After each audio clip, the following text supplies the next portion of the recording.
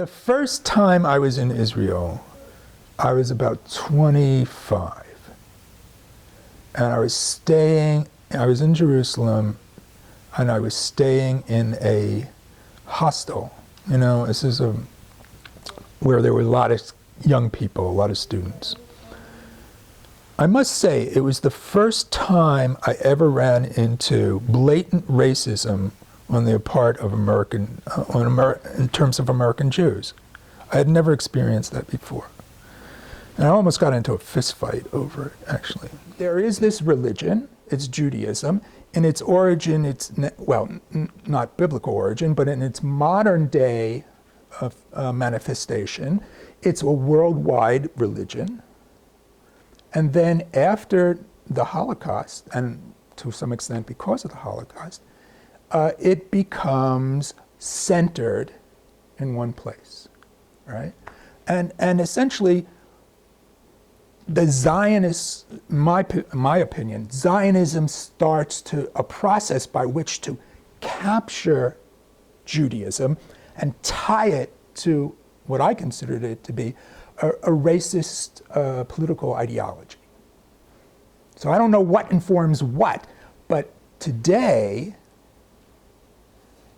in the diaspora, Judaism is in effect a offshoot now of this ideology, of this political ideology. Within Israel itself, there you might very well say there's a battle going on as to, you know, what the true nature of the homeland is going to be.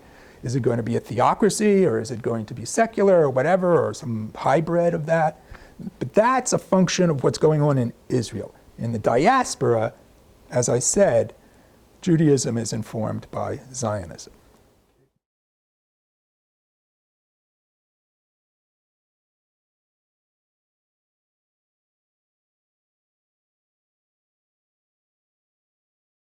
For starters, can I ask you this? And I ask a lot of these questions I recycle. The specifics of your book will be specific, you know. Yeah, all right.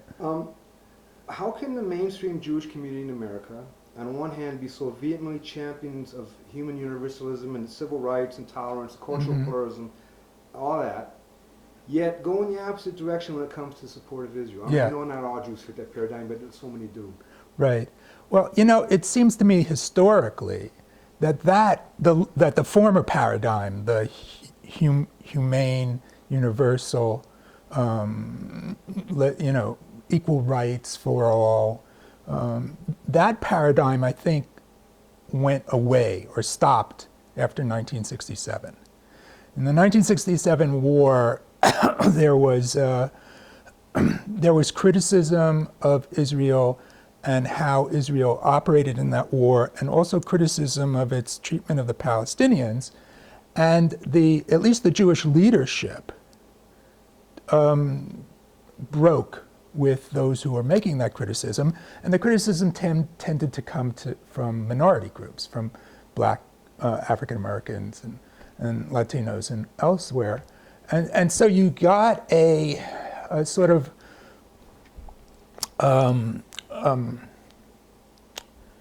going back into oneself, right? In other words, a retreat from that universal position to a particularist position. And I think that's the way it's been ever since. Now, we're talking about the leadership here. We're talking about an elite group within the community, because most people, including most Jews, I mean, they just live their life on a very local scale, very everyday scale. And they really go with the community flow. And the community flow, as in with most communities, is sort of shaped by the storyline given to it by its leaders. And the leaders, you know, were essentially allies of the Zionist movement. They themselves were Zionists. And so so the average Jewish person just went with the community, went with their congregations and their rabbis, and into a very particularistic point of view or paradigm and left behind that universal paradigm, and it's gone. Now, I might say that the universal paradigm existed because the Jews saw this united front with other minorities as, in fact, the safest strategy to use against anti-Semitism. No? Tons of issues. Yeah, sure. This is so interesting. Everything, just so many issues. The issue, I've heard this a million times already, the issue of particularism, Jewish particularism, quote unquote, versus universality. In 1967, as so many people see, it's a touchstone of this. Yeah. For people who are completely blind, which is most Americans about any of what we're talking about here, could you go into the details of what is Jewish particular? It's called Jewish, not Zionist particularism, at least widely, so I've heard it. Could you go into the details of all this, the particulars versus, what are we speaking of? Well, I mean, when we use the word particularist here, it means that that whatever the group is, whichever the group is, Jews or Catholics or what have you, that they see themselves as a community with interests inherent to their group, and these interests have to be defended within a community of competing interests. Right, and so often it's seen as a zero-sum game. That if we give in to somebody else's interests, we lose some interest of ours. But really, it shouldn't be seen that way. In any case, particularism is essentially an inward-lookingness, a sort of ethnocentrism. That comes to the fore as a function of what is perceived as competition for limited resources amongst specific groups, right? Say within a country. Universalism would be the notion that our interests are essentially identical in some ways, or at least in many ways, with those of other groups around us. And that we prosper when everyone prospers. And again, before 1967, the general position of the American Jewish community was a universalist one. And again, it's because they felt that an alliance, essentially, a united front, with other minority groups was a good strategy to use against anti-Semitism. And now, after 67, because a lot of their erstwhile allies criticized Israel, the leadership of that group broke with that paradigm and became much more self-centered, much more ethno-centered. Again, when you said, all right, it's called Jewish particularism and not Zionist particularism, the Jewish particularism, the return, say, to ethnocentric point of view, allowed the Zionists to lay claim to defining that ethnocentrism. Okay, so it was that ethnocentrism was centered on the gravity, the central point, the gravitational point for that became Israel. And I have real problems with that, but that's essentially historically what happened. A lot of questions out of just what you said. Yeah. There's different opinions about a lot of things.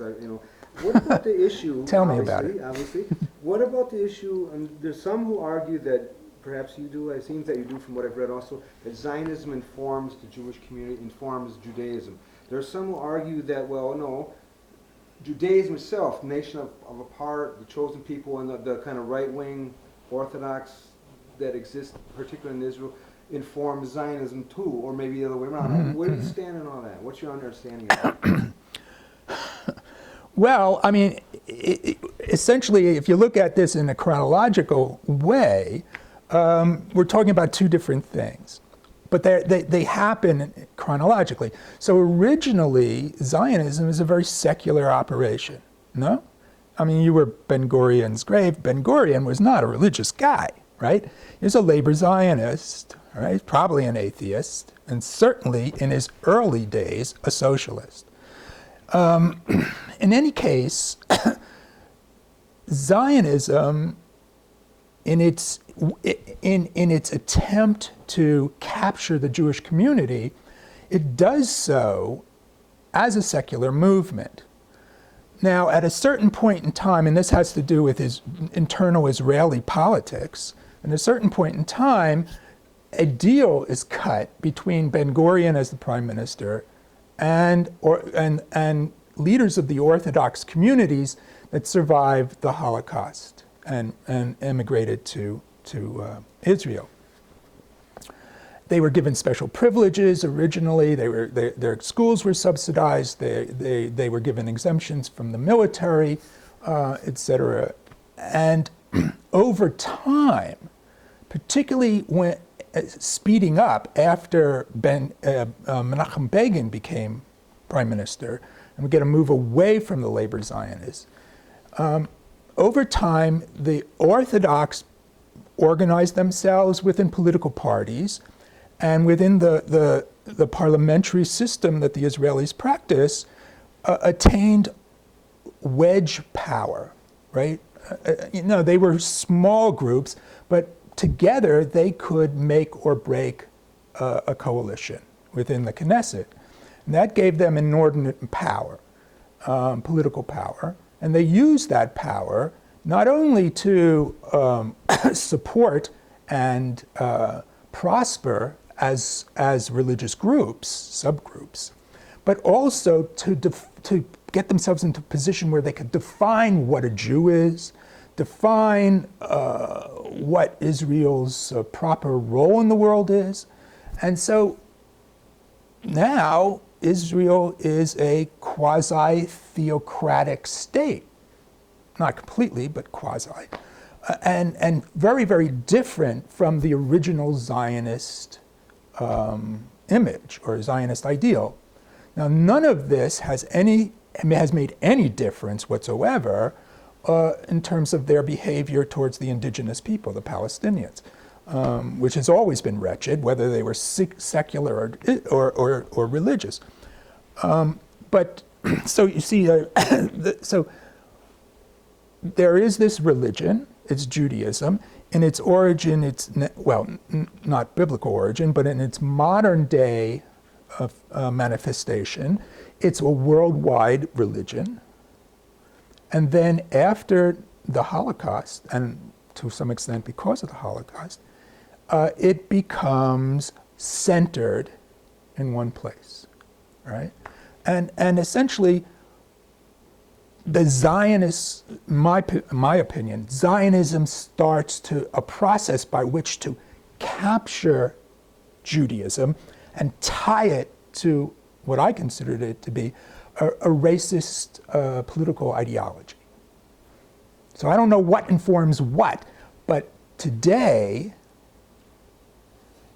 in the diaspora, Judaism is in effect a offshoot now of this ideology, of this political ideology. Within Israel itself, there you might very well say there's a battle going on as to what the true nature of the homeland is going to be. Is it going to be a theocracy, or is it going to be secular, or whatever, or some hybrid of that? But that's a function of what's going on in Israel. In the diaspora, as I said, Judaism is informed by Zionism. This is we've heard this a million times. Let's see. Get this here. Yeah. If I start to look down or up or out. No, it's fine. No, I have a wide angle. It's what basically. But classical question: is Zionism racism? Oh, absolutely. No doubt about it. I mean, anybody who looks at this objectively can come to no other conclusion. What you've got is an ideology that says we're going to create a political entity, a state. That state is going to be first and foremost for one group, okay? And everyone else who's not of that group, in practice, will be a second-class citizen, if they're a citizen at all. I mean, the long-term objective is to get rid of them all, okay? Now, I mean, I don't know whether you want to, we could get technical about using the term racism, but is it an ideology that is exclusive? Yes. Is it an ideology that discriminates actively from essentially from its core principles? Yes. And in our modern terminology, we often call that racism. Democracy, is Israel a democracy? A lot of goes on Well, it's a democracy for Jews. Now, it depends upon how you want to define democracy. Democracy, is it just the ability to vote? Because if it's simply the ability to vote, then the Israelis, and they do argue this way, the Zionists argue this way, then they say, oh, yeah, of course it's a democracy, and the Israeli Arabs can vote, so it's a democracy. Well, that's a very reductionist definition, okay? I mean, if you looked at Alabama in the 1940s, could blacks vote? Well, sure, if they had to pass a literacy test and have a poll, pay a poll tax or something like that. But if they could do that, and a certain number of them could do that, they could vote. Do you want to define Alabama in the 1940s as a democracy in terms of the blacks that lived there? Well, you had to be nuts to do that. I mean, that's prima facie wrong. So democracy is not only the right of citizens to vote, it's also the right of its citizens to receive equity in social services, equity in resources, and this sort of thing. I mean, if you've got one group that you select out and deny them, say, funds for their educational system and this sort of thing, and you discriminate in all these social services, then you guys, I don't know, that's not a democracy, not in any modern sense. Defenders of Israel, and I spoke with some, argue that Israel is being held always to a double standard. Why are you criticizing Israel when there's so many other... I've got a great answer for that. It's not that there aren't other countries out there that don't operate badly towards their minorities or towards their people generally speaking. So you have the Russians in Chechnya, and you have the Chinese in Tibet, and there's this problem in Sudan, and all these sort of things.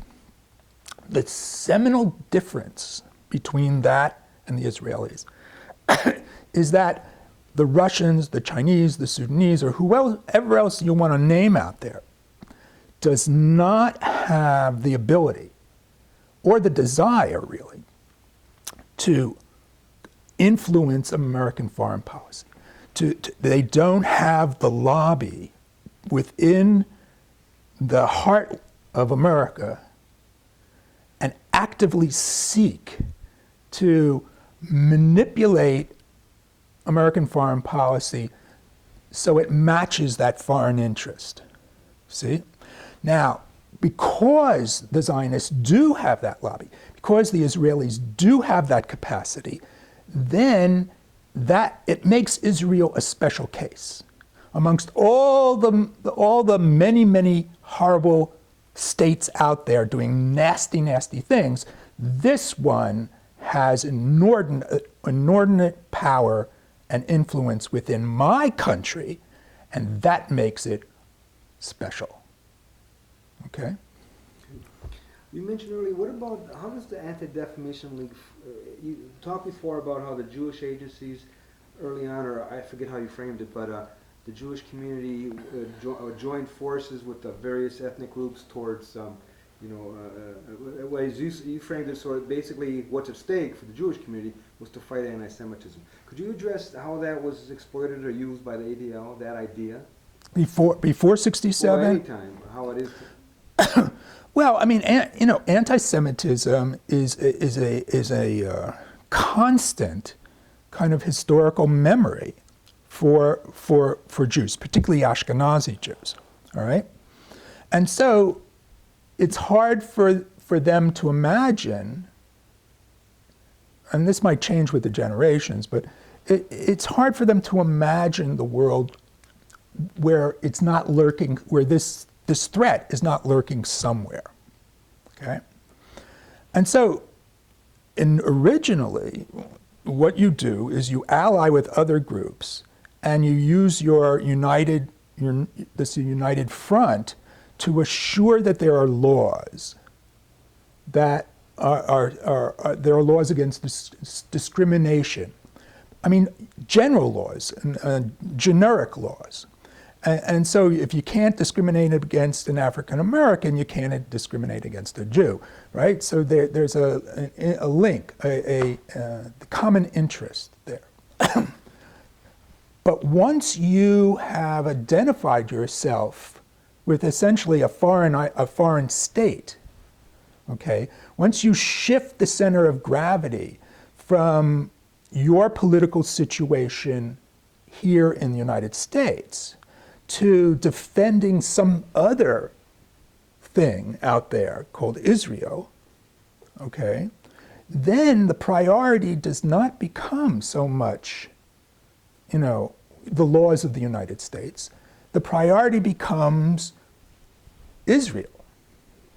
And so the ADL now, its criteria for what's bad is no longer what's bad for American Jews in Chicago. It's what's bad for Israel. And so if Jews are critical of Israel, that's anti-Semitic, right? And there should be a law against it or something like that, right? So the emphasis has essentially shifted, and anti-Semitism has been essentially redefined to criticism of Israel, not the ability of a Jew from Chicago to go to Mississippi and register into a hotel. I mean, they wouldn't like it if they couldn't do that either. But that's not a primary issue. The primary issue is defending and supporting Israel. And that's now how you define anti-Semitism, whether you're for or against that kind of thing. Okay, what comes up a lot in speaking with defenders of Israel is what they call the new anti-Semitism. Could you address that? Well, how do they define that? Well, I don't know off the cuff. I don't have it, but it's centering around mainly in the Arab and Muslim worlds. Europe. The new anti-Semitism is, and actually this segue. It's a segue actually to the Yale conference, and you wrote an article. Right. And I guess I want to get to that. I guess what they mean by this new anti-Semitism is again the growing international opposition to Israeli policies, Israeli expansionism, and of course this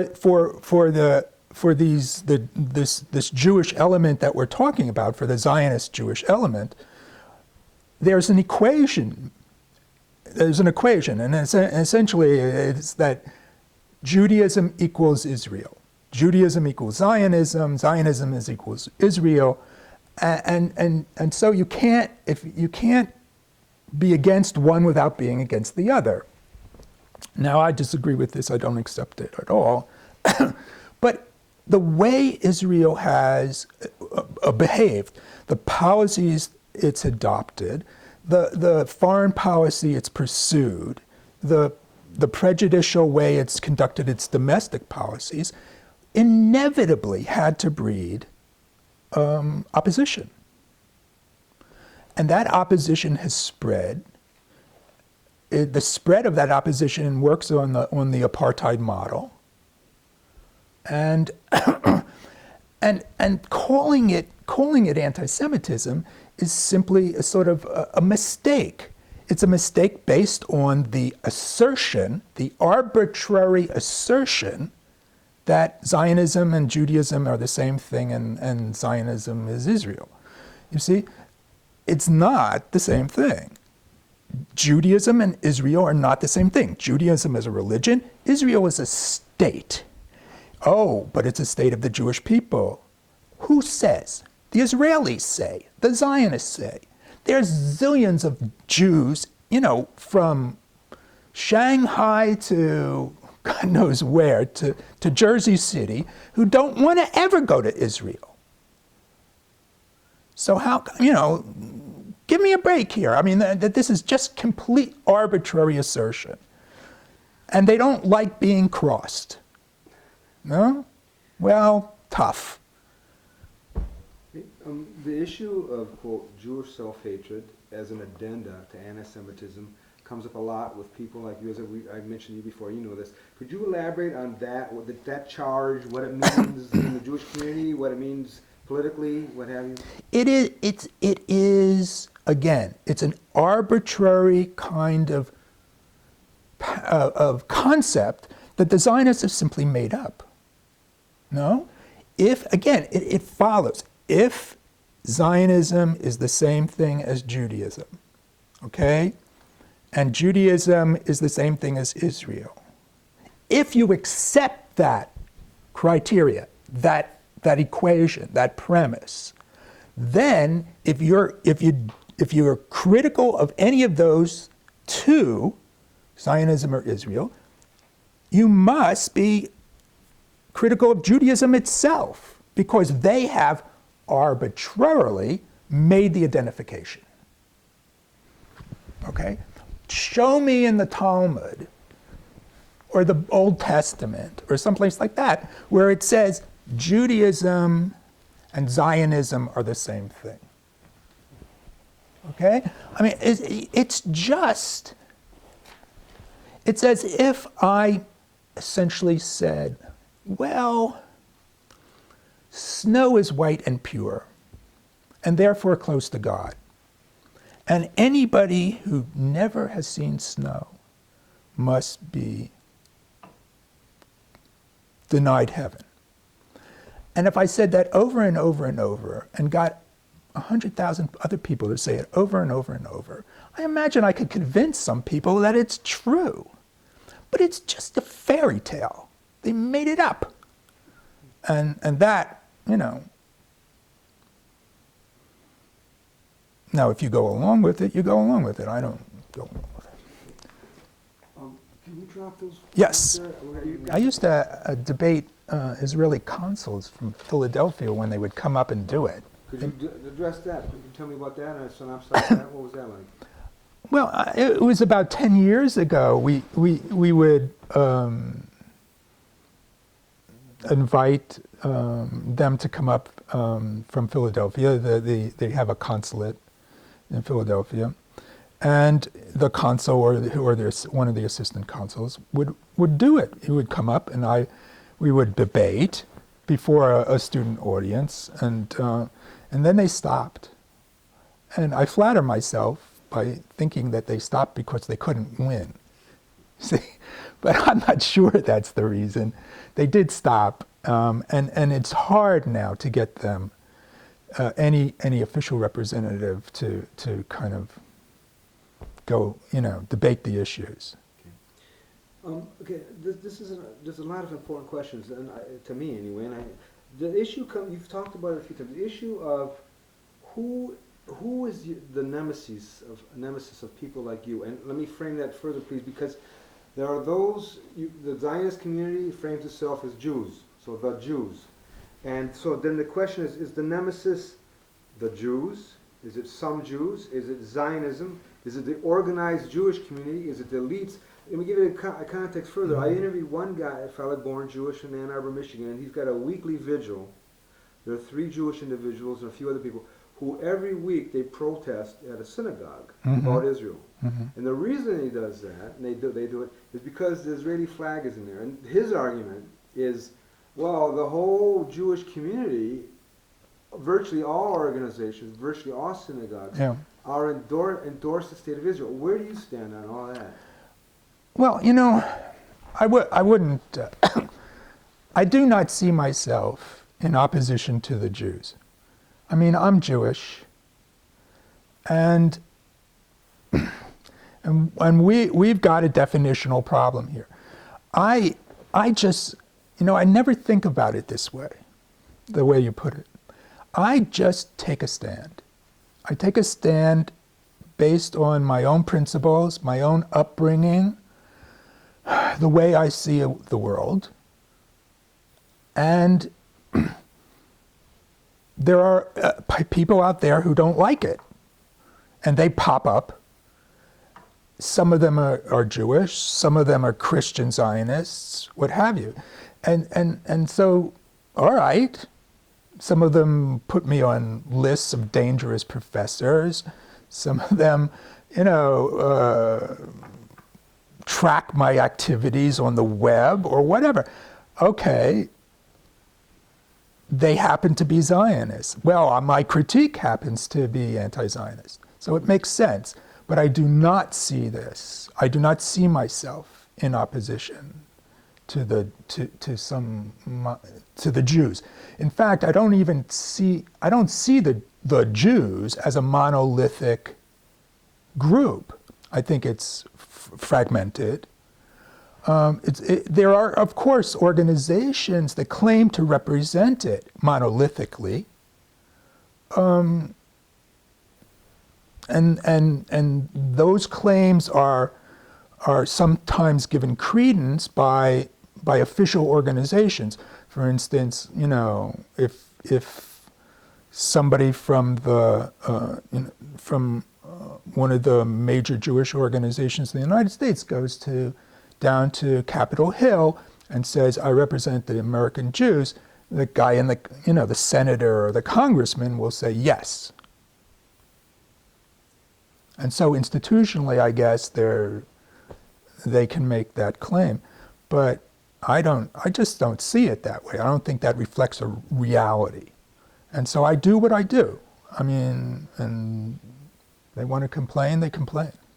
Well, the issue you brought up yourself is the idea, in your view, that Zionists have captured, I think is your word, captured at least for your average person who, in the Arab world or even in America, who was not Jewish and not involved and doesn't even care about any of this stuff, what they see is the Jews of Israel and all that whole issue. And most people, I'm sure haven't got a clue about Zionism. Well, that's the thing. I mean, if you are ignorant, of the details, then you have to have a sort of superficial, simplistic view of things.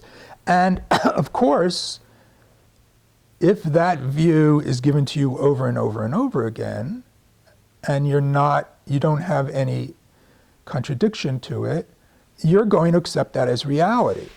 And it's a dangerous kind of scenario, which happens more and more everywhere. In other words, for instance, the reason we were able to invade Iraq and the second Iraq War with Bush Jr. was a function of the ignorance of the American people about what was going on there, and you take that void of ignorance and you fill it with propaganda. So, and then the propaganda becomes reality in the minds of 350 million Americans. The problem is that when what's in your mind, when it's in your head, doesn't line up in some general way with what's reality, then the chance of you walking off a cliff is very great. And so, for the average person, their concept of what the Jews are and what Israel is and all this sort of stuff, it's incorrect. I mean, I know where that view comes from. It comes from ignorance, and the ignorance is filled with propaganda. But it's not correct. Now, most of those people don't act on that, right? They have the view, but they don't act on it. But the fact that they don't act on it actually has a consequence because they don't act against it.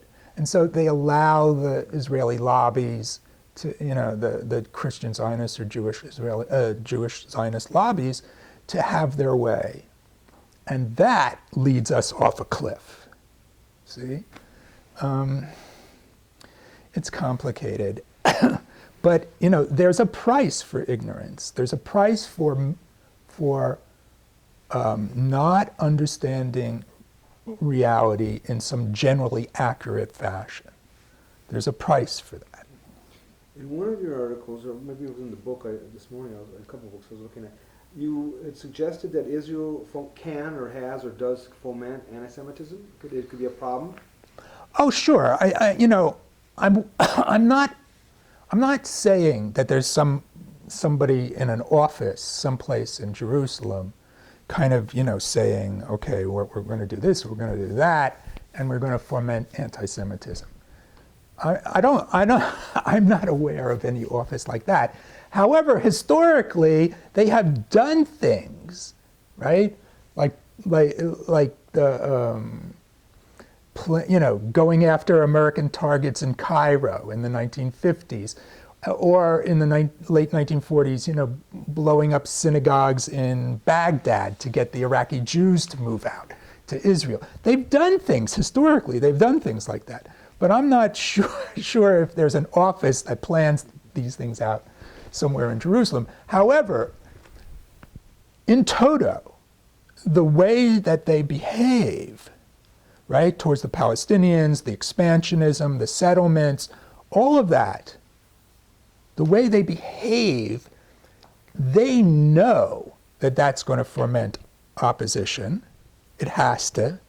It has to. They know the opposition is growing, okay? They know it's not centered just in the Arab world anymore. The opposition is in Europe and increasingly in the United States. They know that, and yet they continue to label that opposition anti-Semitic. Well, that's the way they see it, I guess. But it's a self-fulfilling prophecy. It's not anti-Semitic unless they insist that they are the Jews, and that they're the only Jews. And then definitionally, I guess, it becomes anti-Semitic. But again, it's an arbitrary position. It's an arbitrary definition. They're just throwing it out there. Actually, so in that sense, they foment it. Whether they do it consciously or not is another issue. But that's the way it works out as a self-fulfilling prophecy. Could you discuss, you mentioned in one of your articles about there's a much franker discussion of issues in Israel itself than there is here. And could you address the reasons Well, for that? there used to be. I mean, it's getting harder now.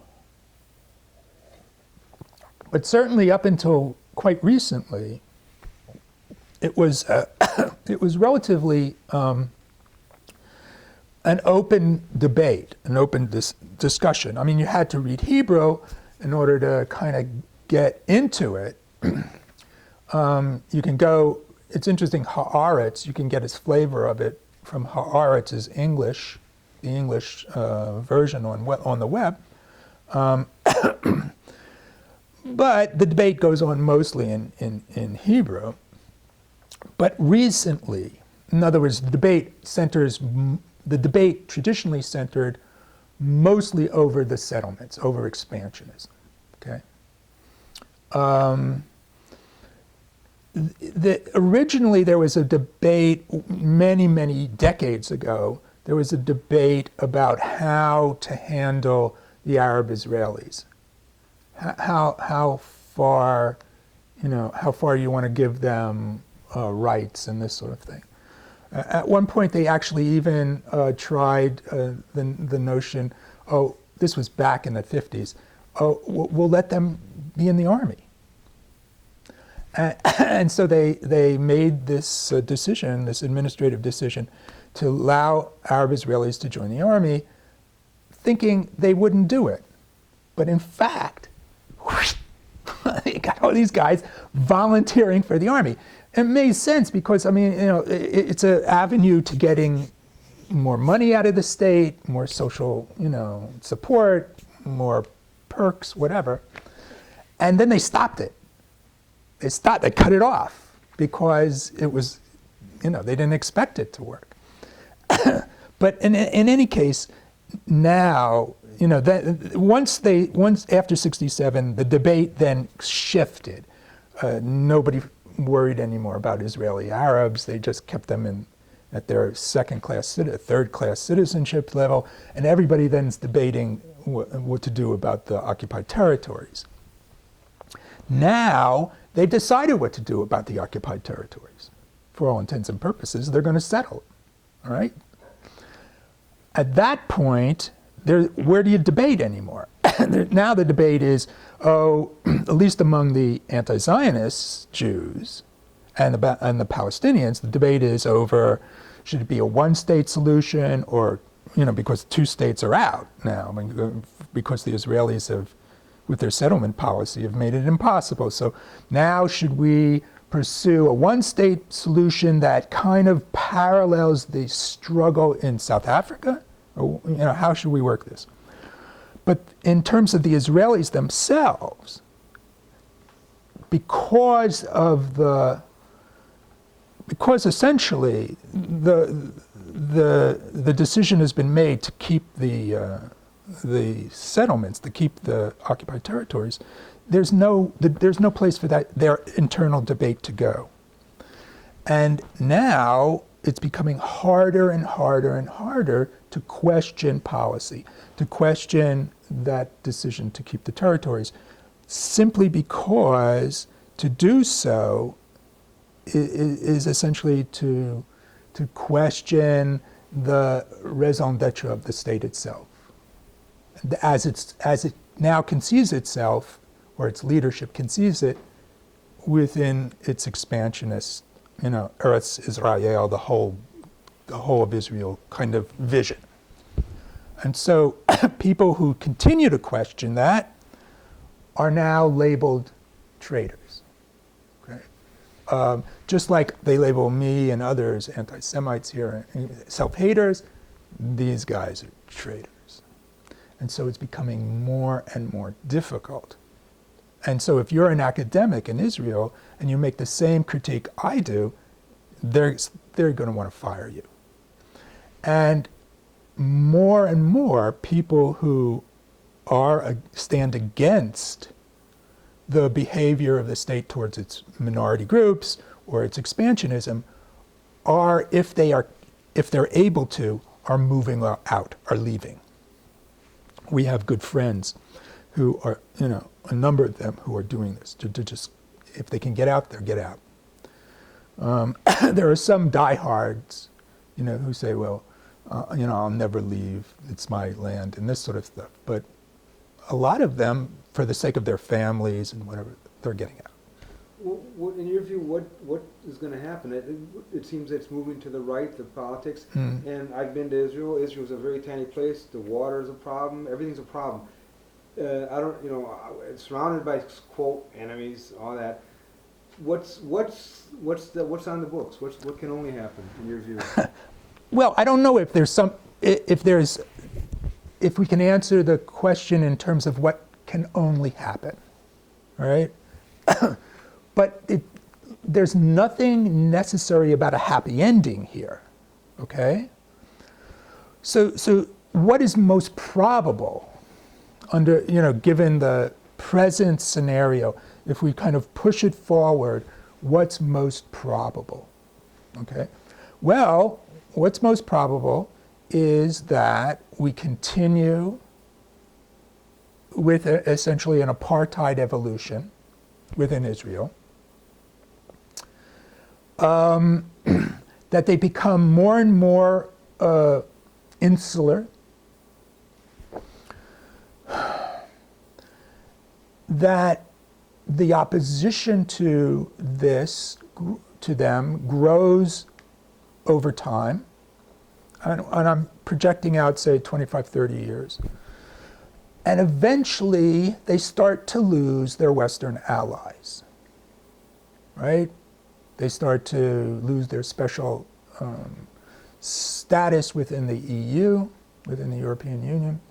And eventually, there's open questioning of their lobby power here in the United States.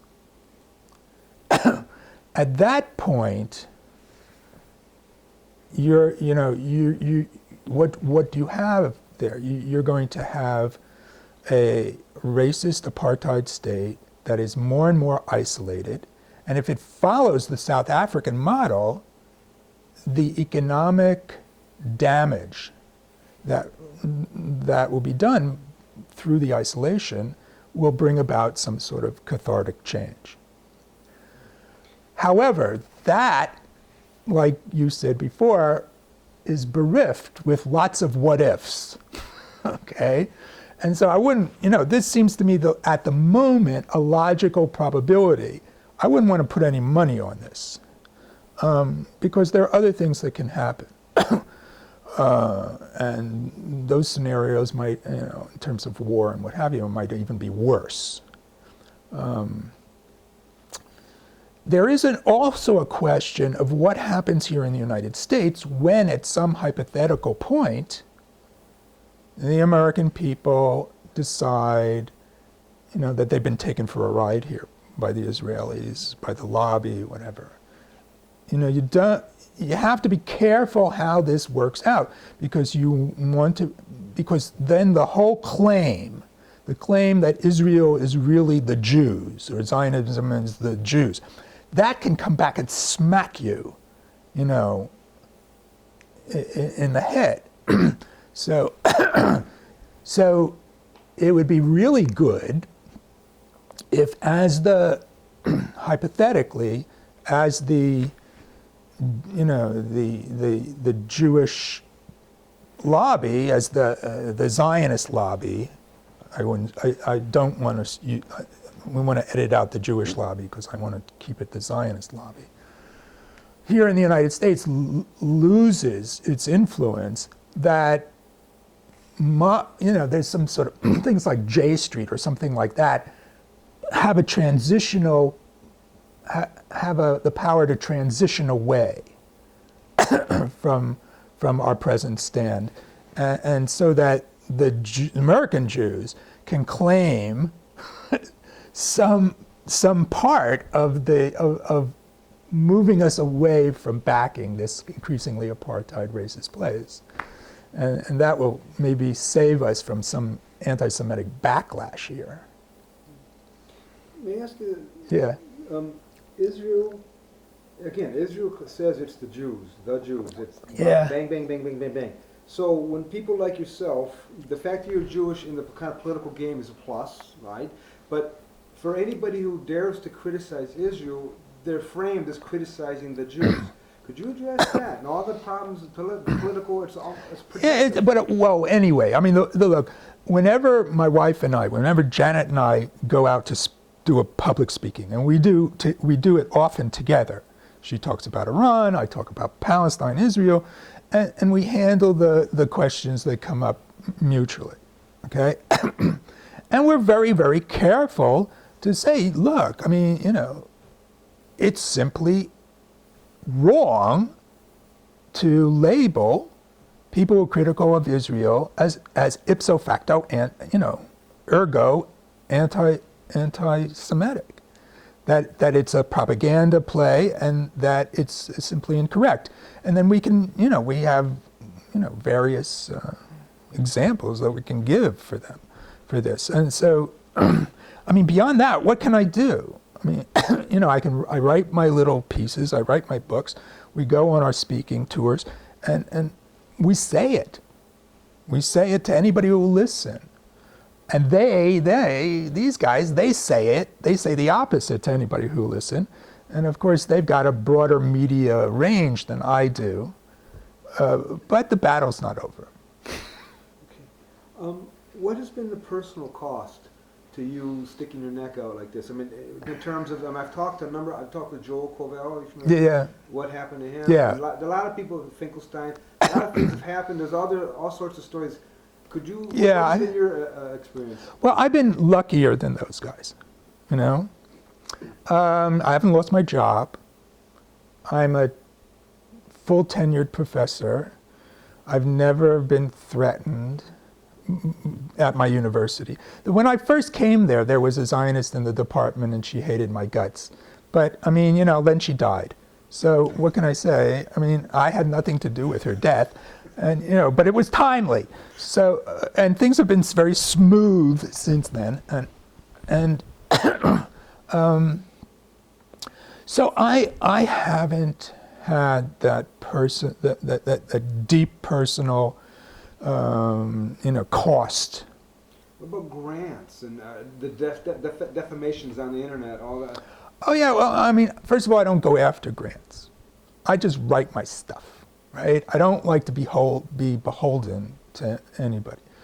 And so that's one thing.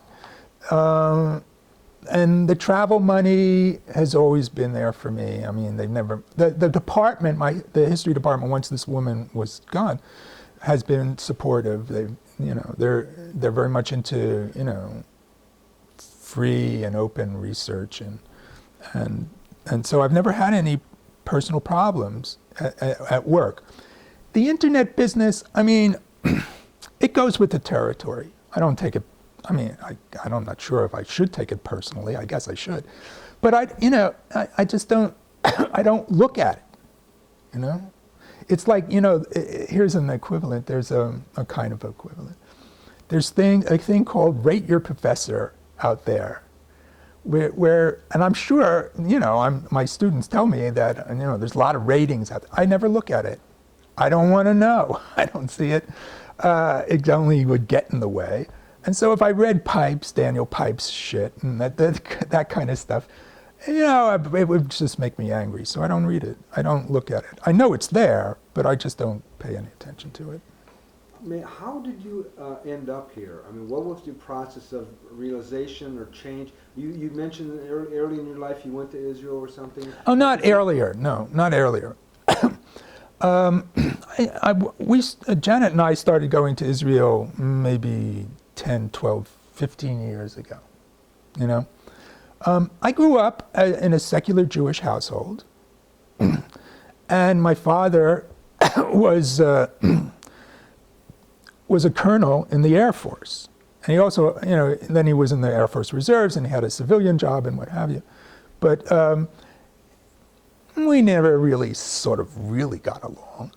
And maybe that has something to do with it. He's a colonel in the Air Force here? Or he's dead now, but I mean, American. He fought in World War II and in the Army Air Corps and then and all that kind of stuff. So, and my mother was this sort of principled pacifist. In any case, I was always on the liberal side of things. Maybe in opposition to my father, who was a relatively conservative fellow. I don't know. But that's the way I always saw the world. Maybe it was the influence of my mother. And so when the civil rights movement came along, I joined in. When the Vietnam War came along, I helped organize the SDS, you know, and particularly the chapter at Georgetown University. I interviewed Al Haber in Ann Arbor. Oh yeah? Are you familiar with him? He's one of the founders. Yeah. And so, I've just always been on that side of things, and I see. And I've never changed. And, you know, there were many Jews in the SDS. There were lots of Jews. And they changed. In '67, particularly, they changed. For instance, when when we organized the SDS at Georgetown University, this is 67, something like that. One of the guys who did this with me was a guy named Barry Rubin.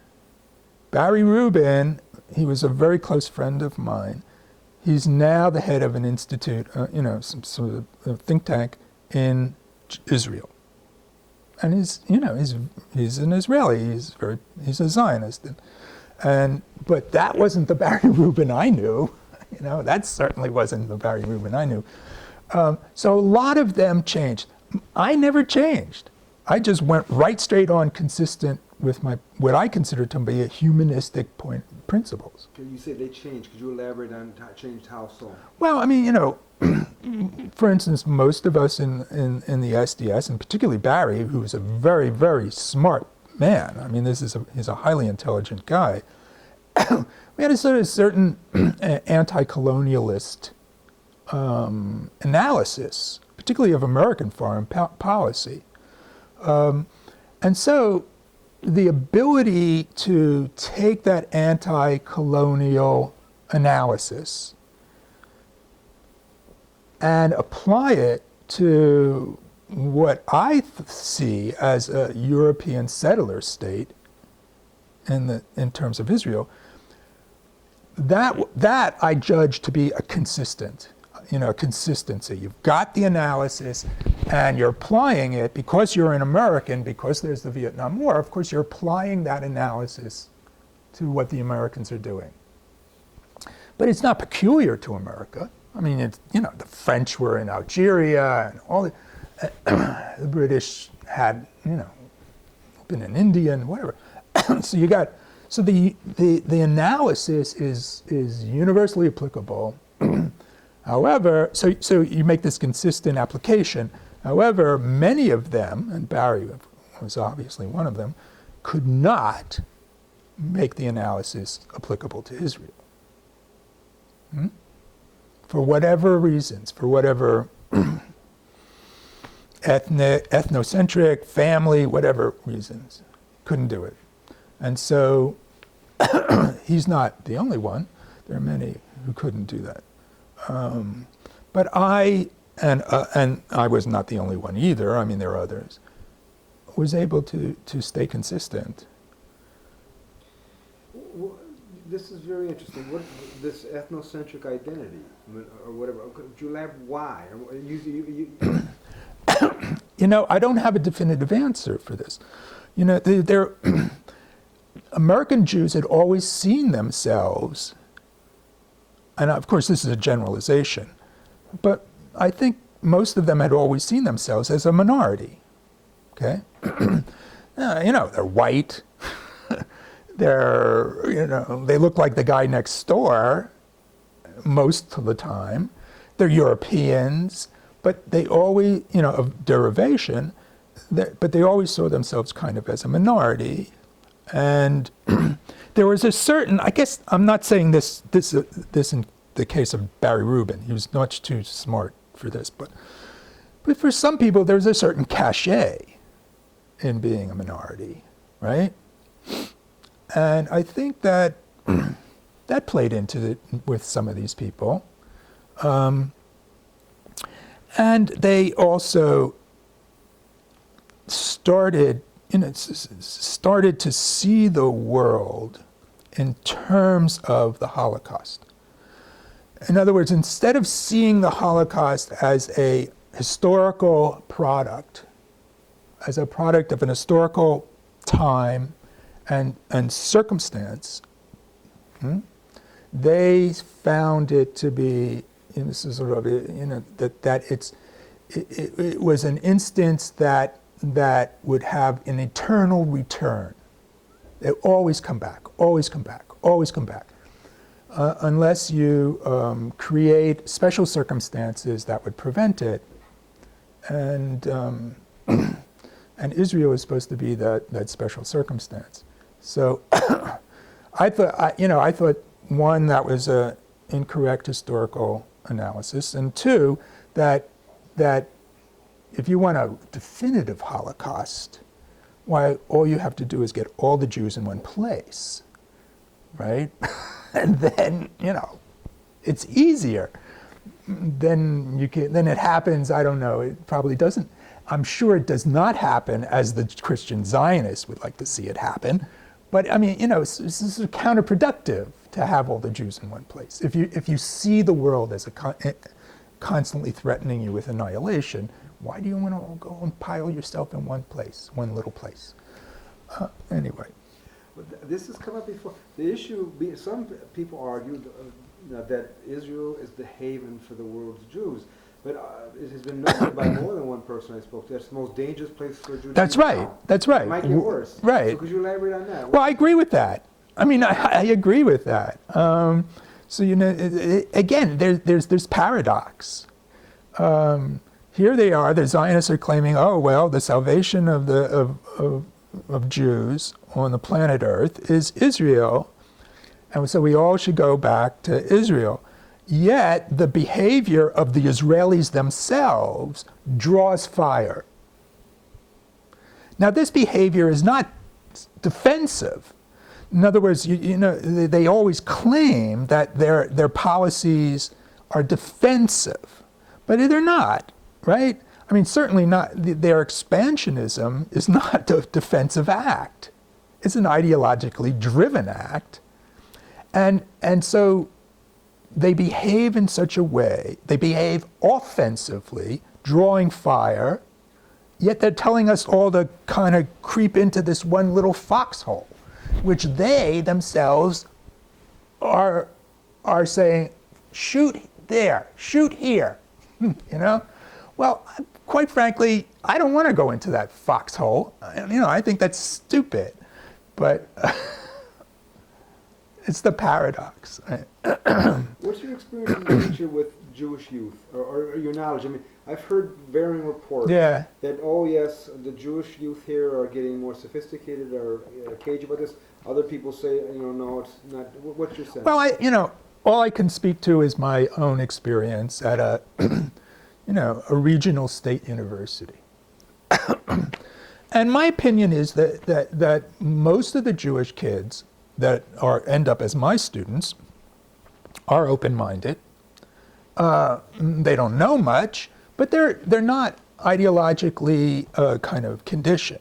That they come from secular, non-religious environments, and they're much more interested in the girl next to them, sitting in the seat next to them, than they are about Zionism or whatever. And so they're to that extent they're open-minded. Now, this might be a skewed sample, however, because I've got a reputation, and so you never know who's sort of selecting themselves out. Who's saying, "Oh God, I'm not going to go anywhere near this guy," and I'm sure that happens. So that means that the Jewish kids I do get, are there because they don't know any better, or they don't care, and so I can then once they're a captured audience, then I can debate the issues with them. Now, the way I work it in the classroom is also, I think, I'm very careful to be very open. So, for instance, in order to get a good grade in my class, you do not have to agree with me. I do not test them on my opinions, okay? And indeed, what is looked for here is the ability to think critically. And so if they can argue their point, even if and it doesn't even have to be about Israel, it can be about capitalism or something like that.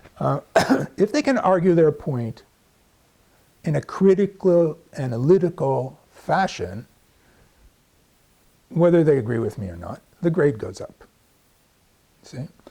And I know that if I handle it that way, then 9 times out of 10, they will be receptive to what I have to say, because they do not feel that I'm forcing it down their throats. They do not feel that they must ape it or mimic it.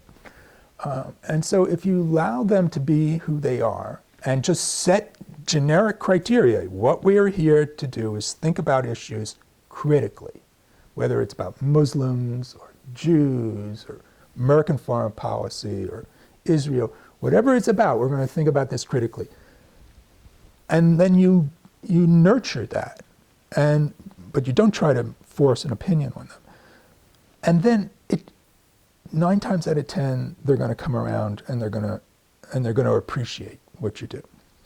So I've had a very good success record with Jews and non-Jews. I've had kids, Jewish kids, who have gone on these trips, these subsidized trips to Israel, come back and said and thanked me for sort of arming them against the propaganda. So I feel pretty good about it, and so I don't see a lot of the sort of problems that they had, say, at Columbia. But of course, there's a Hillel out there, and they don't invite me as a speaker either. So. I need to interrupt because Yeah. I wanted to ask you about this Yale conference, the global anti-Semitism thing, and how, in your view, I mean, I saw the article, how, in your view, does the kind of is there an ideology played there? Oh, well, it would seem so. It would seem so. You know, one of the interesting things about this is that it was not an outside operation. I mean, it was done by an institute within the Yale University. Okay, I think it's an institute for the study of anti-Semitism. And so it seems that whoever runs that institute or hired those who sit within the institute managed to get Zionist ideologues. At least this is the way it appears to me. And so the institute has essentially been taken over by Zionists. And so they run a conference, and they run a conference based on essentially Zionist positions. And my feeling is that those positions are the equivalent of political ideological, positions, and it skews the academic objective nature of the operation. Now, Yale University, like any other university, if it studies an issue, it should study that issue in some sort of objective way, with criterion that historians might use, or social scientists generally might use. That means that you don't come at it a priori from a politically tainted ideological position. But if you take a look at some of the panels they ran, it's clear that that's the way they did it. So this is not the way academics run their show. And therefore, as far as I'm concerned, it had no academic value. It was just a sort of a platform for, for the preaching of ideological positions under the cover of academics. Could you address this? Is this a threat to the academia? Sure. Ideologues have that kind of power at Yale. Could you address that? Well, I mean, I don't know how the Institute got to be as it is. I mean, it could be a function not of the academics themselves, but of the donors.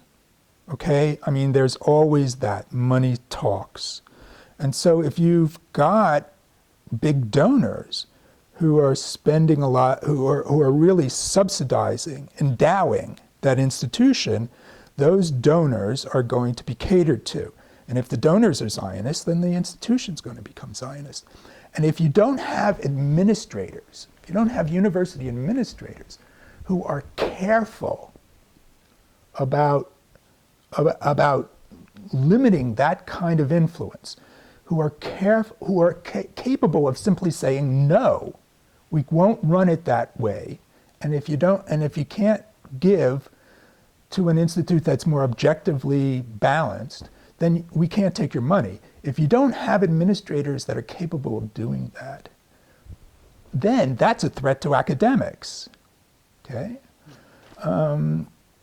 And it seems to me, just from the conference, now of course, like I said, I do not know the details of what went on behind the scenes. It seems to me just from the conference, they've got a problem along those lines. You say in the article that by virtue of this conference, it appears that, quote, public Jewish criticism of Israel is a form of self-hatred. That seems to be would you elaborate on that? Well, that seems to be the message that Zionists are using. Now, in other words, when you've got a conference and you've got a panel, and there's a panel, and the panel is addressing the issue, or at least some of the people on the panel are addressing the issue of Jewish self-hatred, we know what that's a code word for. It's only defined in one way. I mean, they're not talking here about, the 5 German Jews who managed to become Nazis. We're not talking about those people. They're talking about the rest of us who are critical of Israel. That's an indicator that you've got enough influence, Zionist influence in this institute, that you can run a panel that essentially says we're studying this phenomenon, but like I said before, the phenomenon is falsely defined, because it's essentially a problem that has been created by an arbitrary definition of Judaism. If they never defined Judaism as Zionism, or Zionism as Judaism, or Israel as Judaism, or whatever, you would not have this problem. So it's artificial. So what is it? It's not the role of academia to give credence to that kind of process. That's a wholly ideologically driven process. There is nothing objective or academic about pursuing this. Also in the article, you say a number of interesting things. You say the center, the Yale Center, is in danger of ceasing to be a center for the objective study of an age-old form of racism, anti-Semitism, and instead tying itself to an ideological view of the world that is itself racist. Could you elaborate on that? Well, I mean, essentially it's the same thing as what I just said, but what I've added in there is the fact that the way this particular ideology, Zionism, operates within Israel, okay, the consequences of it manifesting itself as a state ideology is a state that operates prejudicially towards all non-Jews. And within the modern nomenclature, we refer to this as racist, okay? Or I don't know if there's a better word for it. It's prejudice. It's a prejudicial operation, or it's a bigoted operation. It's a bigoted state, a bigoted ideology. We use the term racist because it seems to be the common term that is within, in the language. Could you address the paradox, in my view anyway, where in, like a group like Chabad, which is now quite pro-Israel, and how they're segregationists, they're some would argue they're racist, they're chauvinists, all these things. But within the multicultural fabric, the ideals of America are multicultural, tolerant, on and on and on. But within the matrix, this American society that sanctions that, there are groups, say Chabad or Zionism, I guess, that reject all that.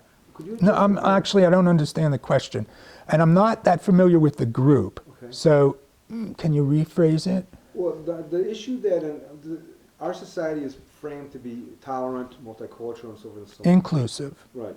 And within that, we have groups, say Zionism, then forget Chabad, that are not. They're the opposite. And they reject all those principles. Yet they're allowed and they're protected. There's a paradox in place. Well, right. Well, I mean, they're protected constitutionally, right? I mean, you don't have. I mean, the Communist Party, for instance, up until the 1980s or something. I mean, you could have a Communist Party in the United States, right? So, to a certain extent, constitutionally, Zionists are, of course, protected. You don't have to advocate for American principles to be an American citizen. Well, you know, look at Sarah Palin or somebody like that. I mean, so there's that. However, you do bring up a good point that there is something inherently non-American about the Zionist position. And let me try to explain that. Ideally, okay, if you look at the United States and you look at the social evolution of the United States, ideally the aim has been inclusiveness. Now, of course, this has not always been easy, and for the first 100 years or so of the country, there was a very big, exception there in terms of slavery and what have you. But even then, if you look at the position of people like George Washington or Thomas Jefferson, in terms of the ideals, they had it in their mind. They knew, James Madison knew, that there was a problem here with slavery and that eventually we're going to have to deal with it and get rid of it.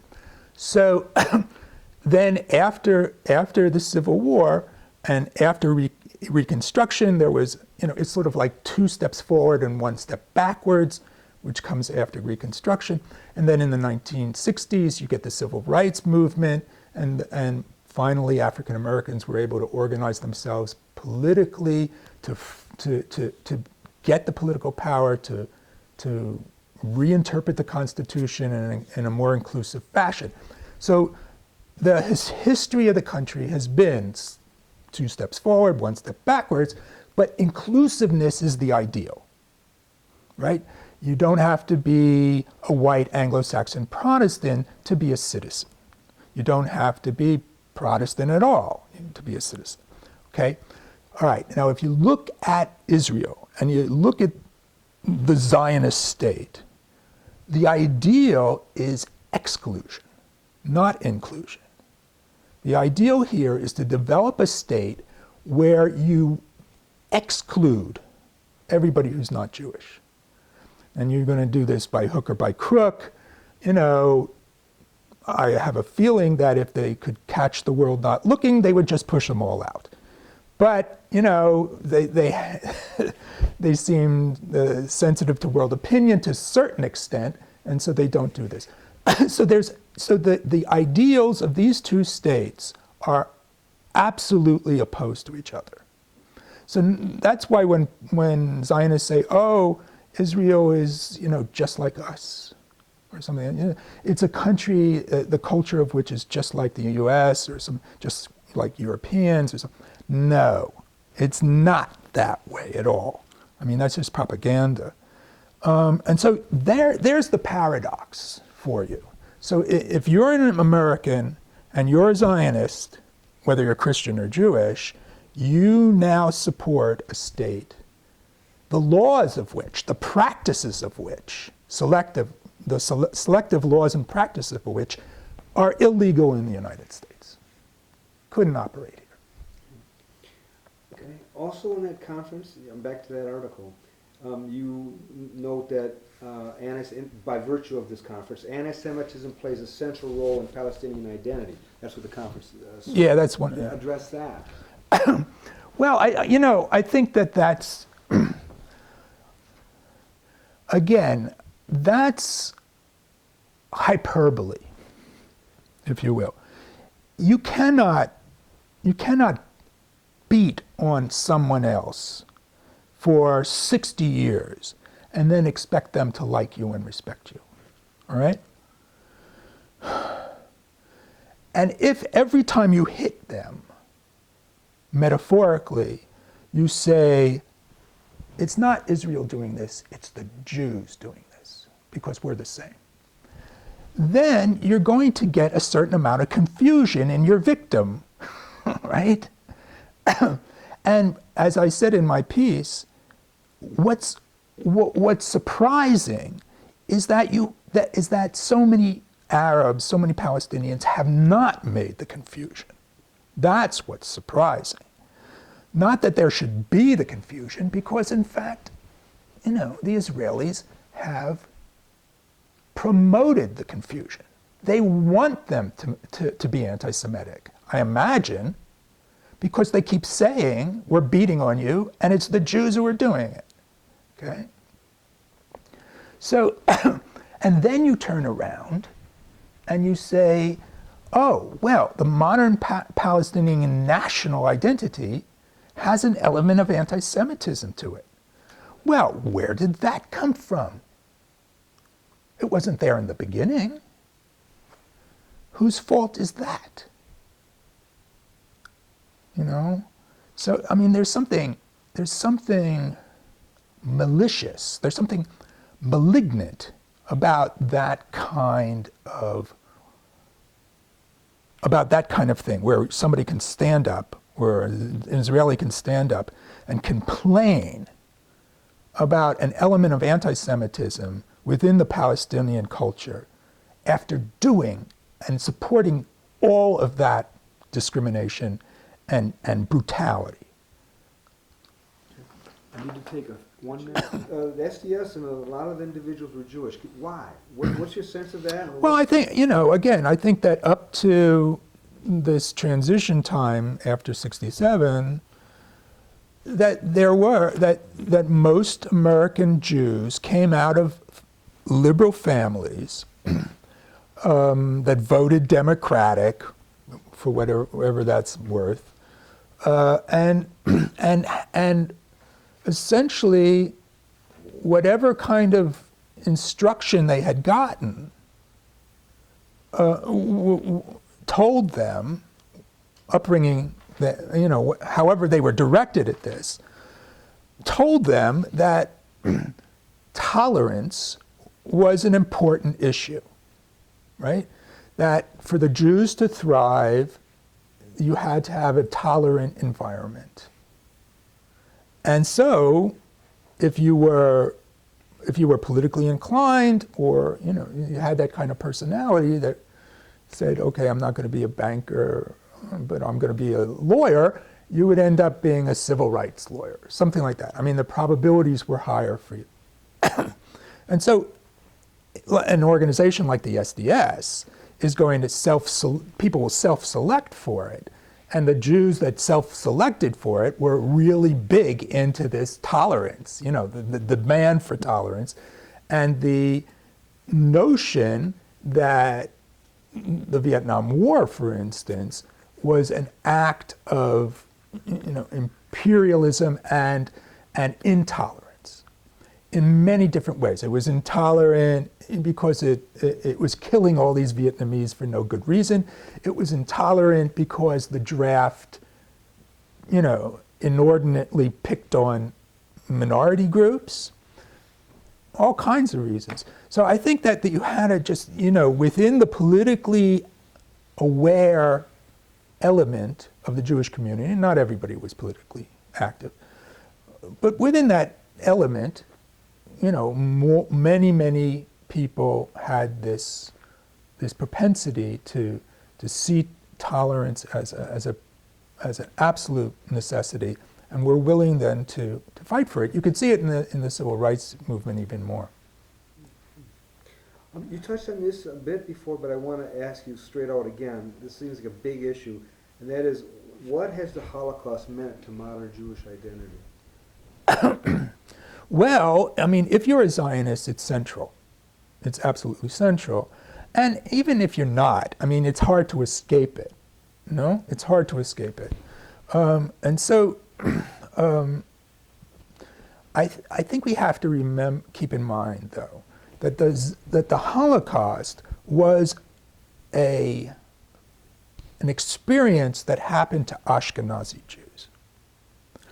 In other words, if you're European, if you're of European derivation, somewhere in your family line, there are people who got it in the neck there. I mean, my family, Janet's family particularly, I mean, they lost a lot of people. And then prior to that, you can go back to the pogroms in Eastern Europe and whatever.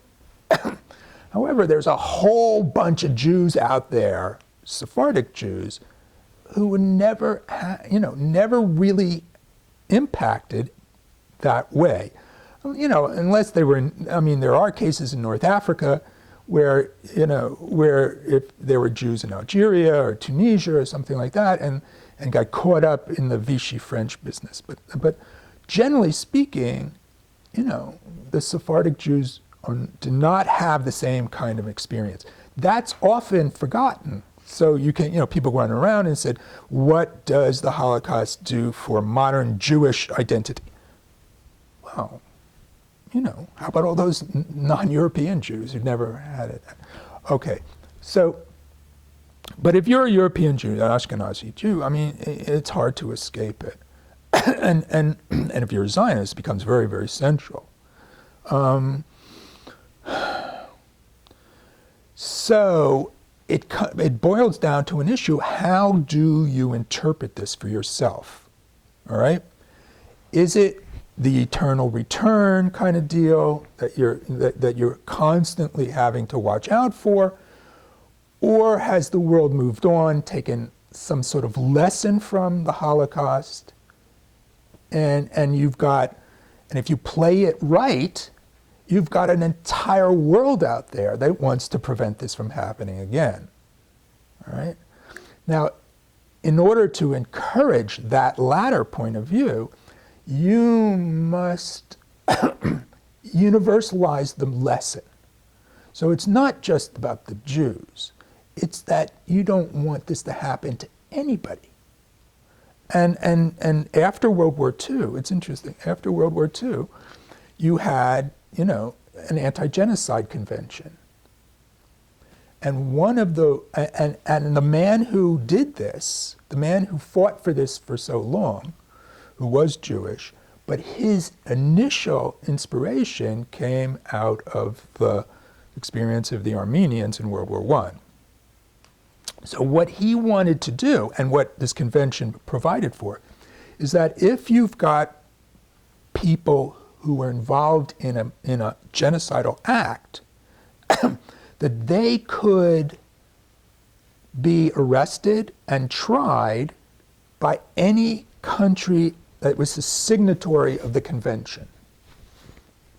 So you couldn't have some, Minister of the Interior in country X who is now just eliminated, under whatever circumstances, an entire subgroup of the population, move to Berlin and live out his life in luxury. You couldn't do that anymore, all right?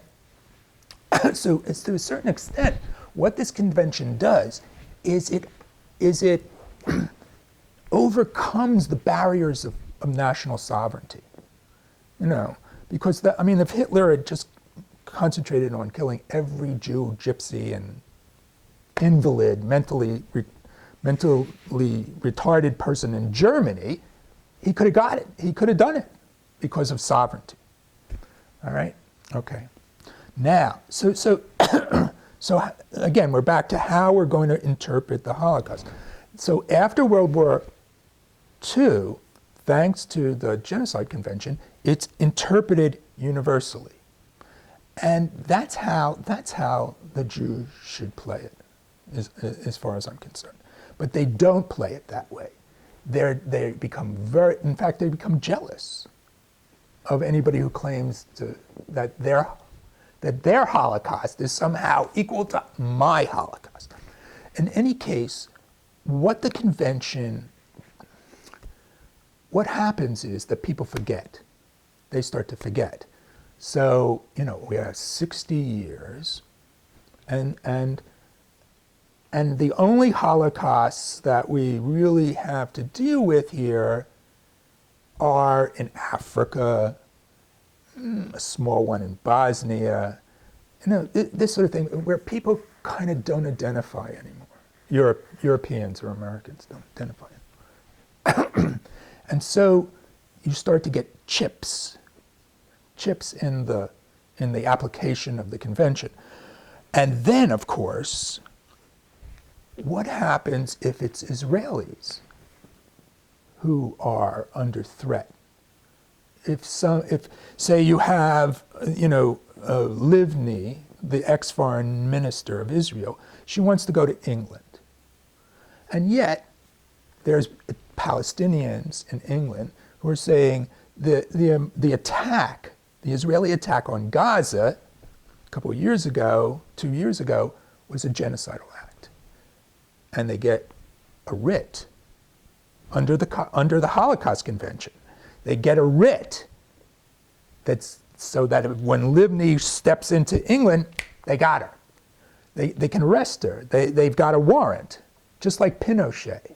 Huh? Well, that's all. So you see, hoisted by your own petard here. And now, of course, the Jews, the official Jews, the Israeli Jews, Zionist Jews, don't like the convention anymore. So and what they do is they say, we should get rid of that law, that key element of the convention. I mean, that's what it's all about. We should get rid of that. Well, okay, how is the Holocaust central anymore to the Israelis? Well, it's very selective. It's central when you can politically use it to support your state, right? And it's not central when it gets in the way of your expansion or your ethnic cleansing. You mentioned in the foreign affairs and foreign policy book, Incorporated. Yeah. You talked about the AWACS, the Saudi AWACS. Do you recall that? There's some politics to that. One thing I don't think you did mention, but I want to ask your opinion about. I've talked to a couple people, including people who are on the Holocaust Council, the Memorial Museum, that the museum is actually Carter actually gave it to the Israel lobby. Do you know anything about this? You don't know any of the politics behind it? That was No, for the I don't. AWACS, you haven't heard it? Okay.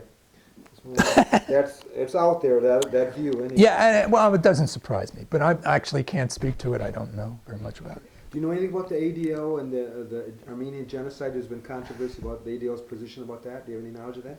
Okay. No.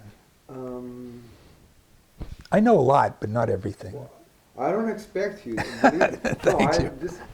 We're not on. Yeah, I don't expect that at all. Believe me, if I was under I like to be behind the camera. Yeah. What about Finkelstein? Do you have in the Holocaust industry? Are you on board with him and that? Yeah, I think he has a serious argument. The Holocaust is a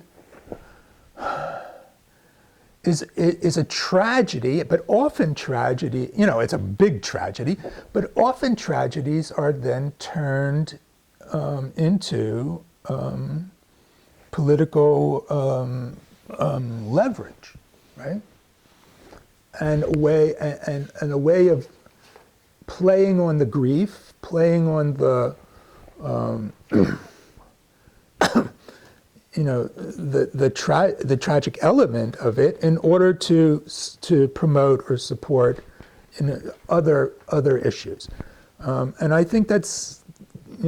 I don't think it's unique to the Jewish Holocaust, but I think it happens, and it is happening.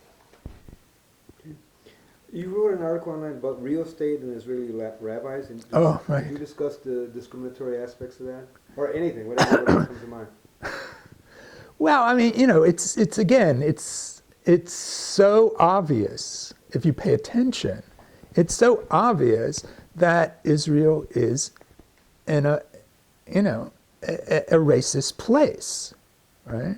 So you get things happening there that are quite consistent with its racism, But if looked at from an American point of view, it should stick out like a sore thumb, right?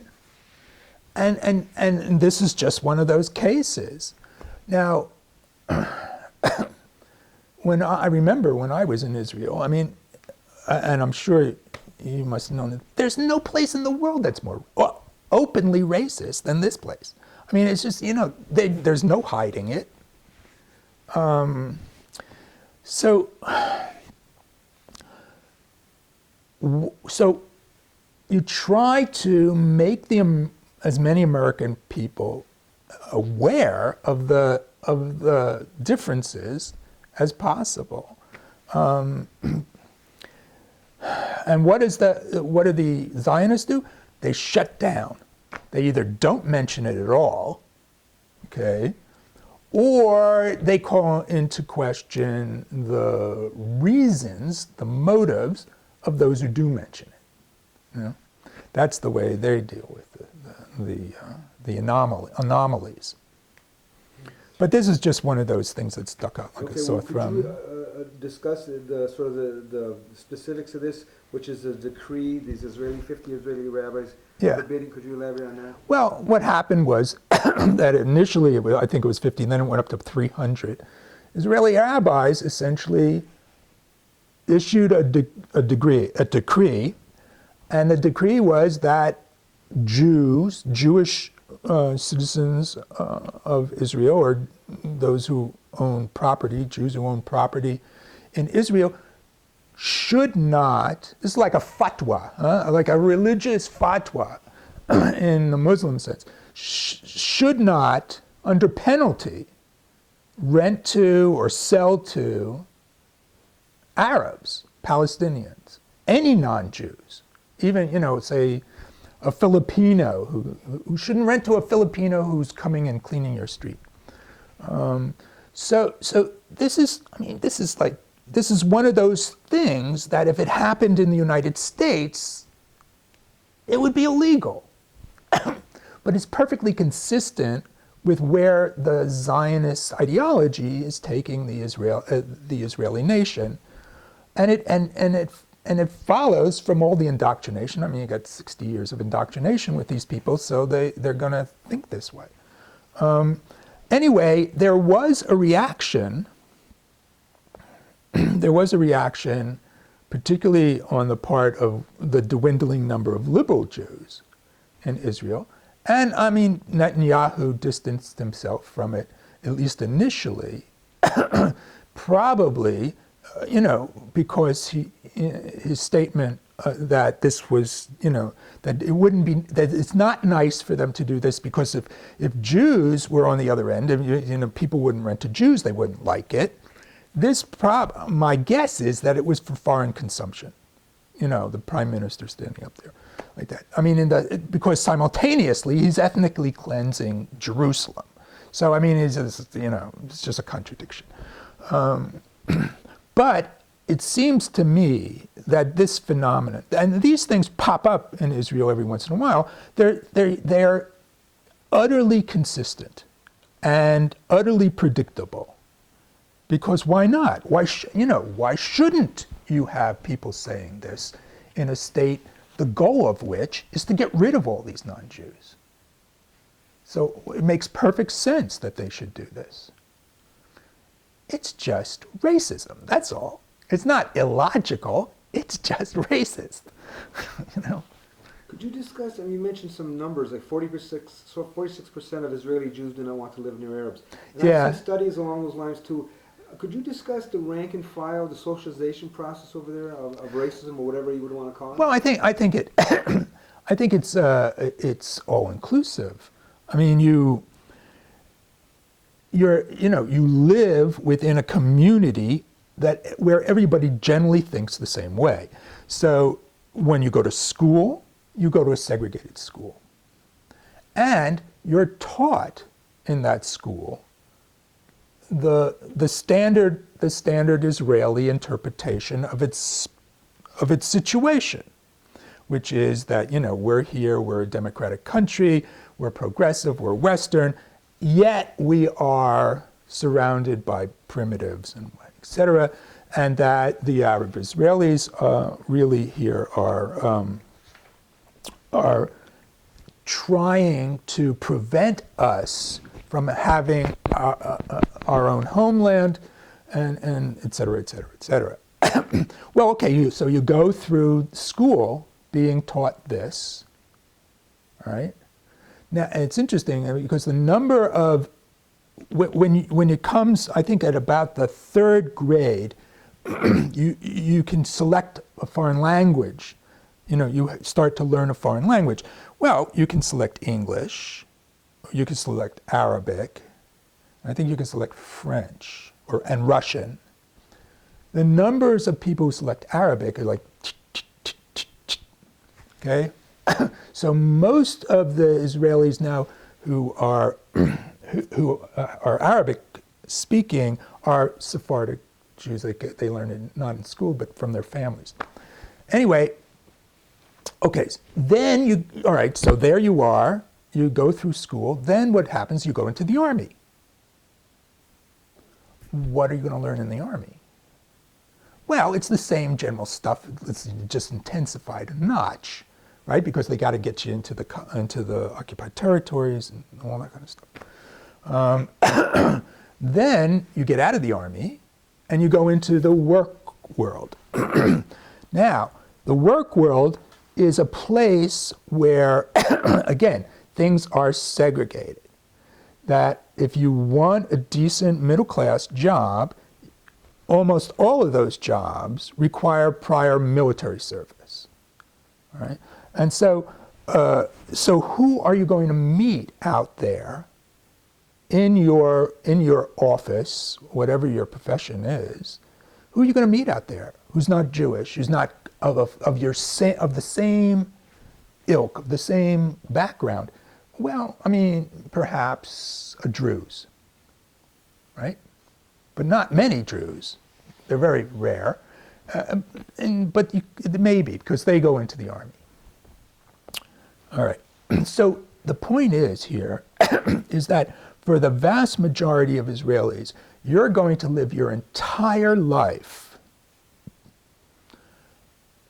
never, ever coming face to face with an Arab, except maybe the woman who cleans your house. No? It's just like, segregated America. And so, but yet all the people around you are going to have the same kind of indoctrination. And there's no way of breaking out of this. If you break out of it, you're a social mistake. Why? Because there are many reasons why somebody might break out of it, and in fact, there are a small number of people who do break out of it because of their personal experiences or their parents' influence or something like that. But they're minuscule. Just like, how many me's are in the United States. I mean, I'm not the only one, but there's not a lot of me's. So it's the same thing. It's just that the indoctrination, and it's the same thing with any society, really, but the level of indoctrination and insularity is just greater in Israel than in your average place. And that insularity and indoctrination leads to more horrible behavior than in your average place. So it's a matter of degree, I guess. So, man, you mentioned Yeah. how many? Give me an estimate or just an idea. How many critics of Israel of Jewish heritage are there like you? I mean, In the United States? Yeah. I mean, what are we talking in terms of putting up a fight? About what are we That many. I don't know. I think whatever the number is, it's growing. I can't put a number. I don't know. I mean, I know how many people I personally know. Okay, I don't mean that. I'm not asking, I guess, for a literal number. I'm asking to get a sense of the resistance. Say, give me an idea. Okay. my sense is that that of the politically aware and active Jewish community, 20% think like I do. Of the active, politically aware community, 20%, and growing. Now, I mean, I throw into that number Jewish Voices for Peace, Tikkun, and to a certain extent J Street, though I'm not totally enamored of J Street. But you throw in all those groups and all their supporters and all of the donors and that kind of stuff. And my guess, and it's just a guess, is that it comes up to about 20% and growing. Could you discuss Zev Jabotinsky? Some have called him a neo-fascist. He's come up before. Could you address who he was in that regard? Or why Jabotinsky was the founder of the Israeli right. What today, Menachem Begin was a lieutenant under Jabotinsky. And Jabotinsky comes, he's a Russian Jew. He immigrates to Israel after the war, actually even before the war, to British Palestine. And he's not a labor Zionist. He is a capitalist. Okay, he's not a socialist. And he also has a notion, to some extent, he's a very honest thinker, to some extent. Because what he says is, look, we're coming here to this place and we're taking the land from the indigenous people, okay? I mean, he was very upfront about this. And he says, there's just no way that you're not going to get resistance. Resistance is logical and inevitable. And the way you want to confront that resistance is through a concept called the iron wall. All right? You want to create an iron wall, and then the resistors, the Arabs, will beat against that iron wall, and they'll never knock it down, and at some point in time they'll realize that it's impossible to knock that iron wall down. Okay? The concept of the iron wall is a concept that now is the central ideological kind of strategic notion of the Israeli state. Okay. Jabotinsky, however, was he and the Israeli right and the Zionist right during the British period. The problem here was that they saw fighting the British as a primary thing to do, wherein the labor Zionists, the Ben Gurion, Chaim Weizmann, people who came out of the line of Herzl, their position was that you work with the British up until the moment where they cease to be a valuable ally to you, and then you go after them. But as long as they're a valuable ally to you, either in reference to the international community or in reference to the Arabs, then you don't battle them. And so, but Jabotinsky's position was no, you have to force the British out, and the only way to do that is by violence. And so that there was a big problem there. Jabotinsky died of a heart attack while in the United States. He was touring in the United States when he died, and Menachem Begin took over the organization. At one point, they had to stay underground. The Irgun, which was the name of the organization under Begin, had to stay underground because they were being hunted not only by the British, but by the Haganah. I mean, who really wanted to kind of suppress them and because they were causing too much trouble. So Jabotinsky is the guy who originated the political opposition to the labor Zionist movement, and eventually with Menachem Begin, they was able to, replace or displace the Labor Party. But more importantly, he's the author of this notion of the Iron Wall. Does he merit this? Some have called him a neo-fascist. Well, let me tell you why. Let me tell you the scenario, and then you can make your own decision. Okay, Jabotinsky, as part of his organization in Palestine, this is under the British, in Palestine, had a youth movement and a youth militia. Okay? Jabotinsky, at that point, we're talking about the 1920s, is an admirer of Mussolini. So he dresses his militia guys up in kind of Mussolini-type uniforms, and he gives a Mussolini salute, and that sort of thing. Okay? Now, keeping in mind that fascism, and at least Italian fascism, and German Nazism are not the same thing, is he a neo-fascist? Well, yes and no. I mean, he is an admirer of Mussolini, but if you're going to use fascism to imply, racism, Nazism, all that kind of stuff, I don't know. I don't think that Jabotinsky is a racist. I don't think he has any principled problem with the Arabs. It's just a question of power,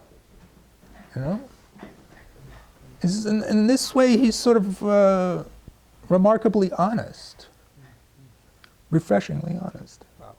You talk online about harassment by electronic communications for people like yourself. Did you just say? Okay, what happened there was about 10 years ago, there was a fellow at the University of Pennsylvania, a graduate student there, Zionist, who organized an electronic assault on a friend of mine, Mona Baker, in England, in Manchester. Okay? So when this happened, this was like shut down her computer system and this sort of thing, just like spam it or whatever it was. So I decided to look into this. And so I actually found documents where this person gave instructions to his listserv saying, here's her email address, go get her, this sort of thing. He was using a U of P email address. So I went to the U of P and I said, isn't this has got to be a violation of your own regulations. What is U of P, I'm sorry? A University of Pennsylvania in Philadelphia. And they admitted, of course, that it was a violation, but they wouldn't do anything about it. And the reason that they claim free speech, right? I don't know whether that's the real reason, but for whatever. So anyway, so I decided I would write this up. I would write a piece about this, and I did, and I named him. And it was published here, on Counterpunch and that kind of business. This was about 10 years ago. We also got it into the Times Higher Education Supplement in England, in the UK. So this became one of the early descriptions of essentially warfare on the web, which now is very, very common. And boy, was this guy pissed. And he actually came after me. electronically at my school, and you know, we had it took about 2 or 3 days to clean it up, but it was worth it.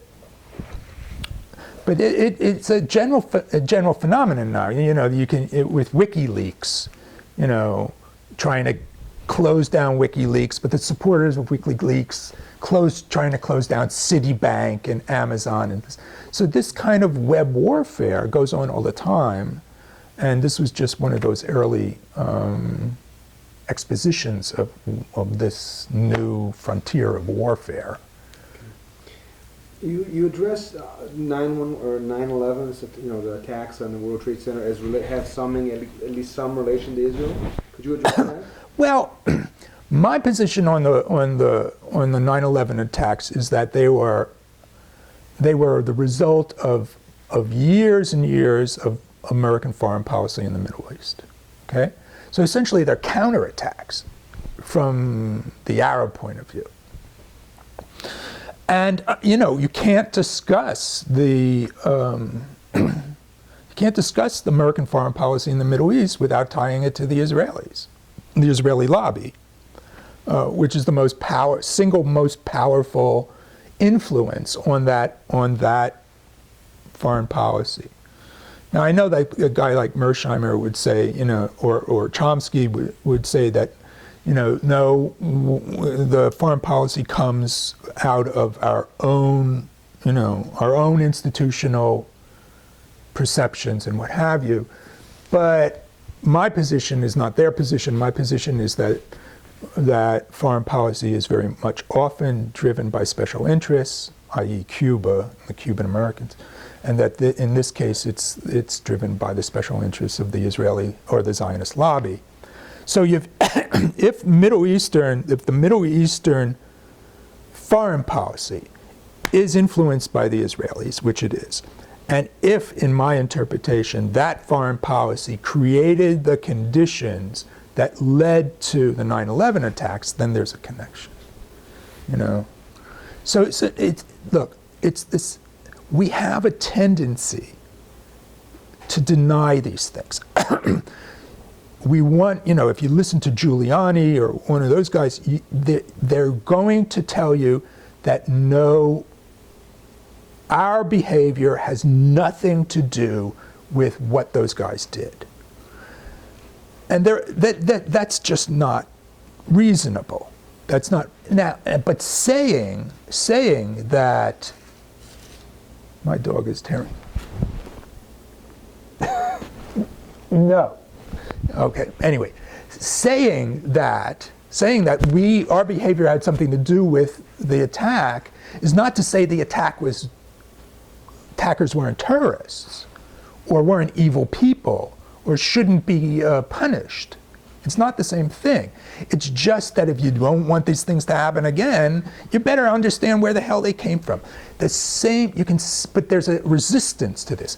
You can see it with what happened in Tucson, all right?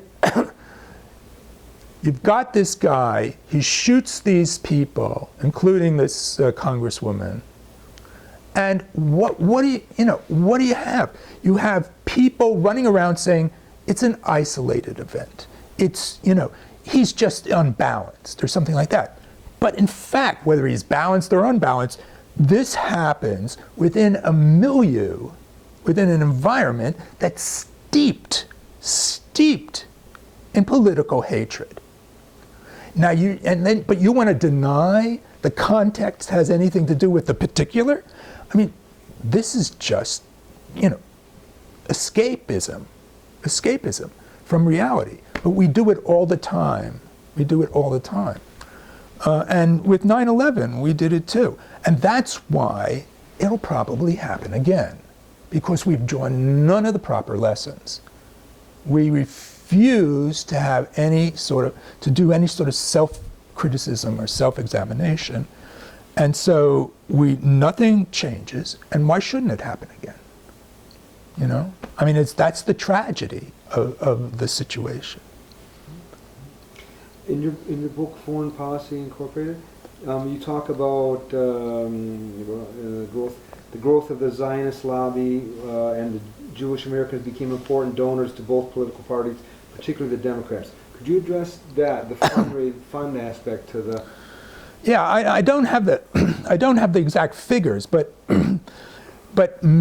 a sizable amount of money goes into the coffers of not only candidates, but to the party itself, to the the party budget. And so it's it's just like the Yale University example that we were talking about earlier. If you've got significant interests that you have become financially dependent upon, either in terms of funding your candidates or the party itself, I mean, then how do you act independently of those donors? It's very, very difficult. And so once you got that kind of leverage as a special interest group, whoever you are, once you've got that kind of leverage, then you can shape policy. That's what it's all about. That's how the system works, domestically, in domestic policies, or in foreign policy.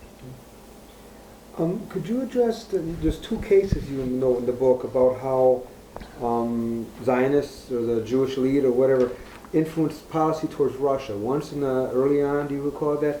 Once about the most favored nation status per releasing Russian Jews in more recent times. And then there's you don't recall that? Yeah, the problem is I've written too much. Well, no, I can't remember what I said. Okay. No, if somebody came to me and asked me, like my Iranian book, asked me things, I would have no clue because I wrote it so long ago. I can't remember what you're referencing. I'd have to look at it. Okay, well that's fine. You're not God, nor am I. So where do you fall on? I've interviewed Chomsky, and I've interviewed both Mearsheimer and Wad, and there's a fundamental disagreement there about the existence of this lobby and its influence. Mm-hmm. Where do you stand in this? What's your I mean, I must disagree with Noam Chomsky on this.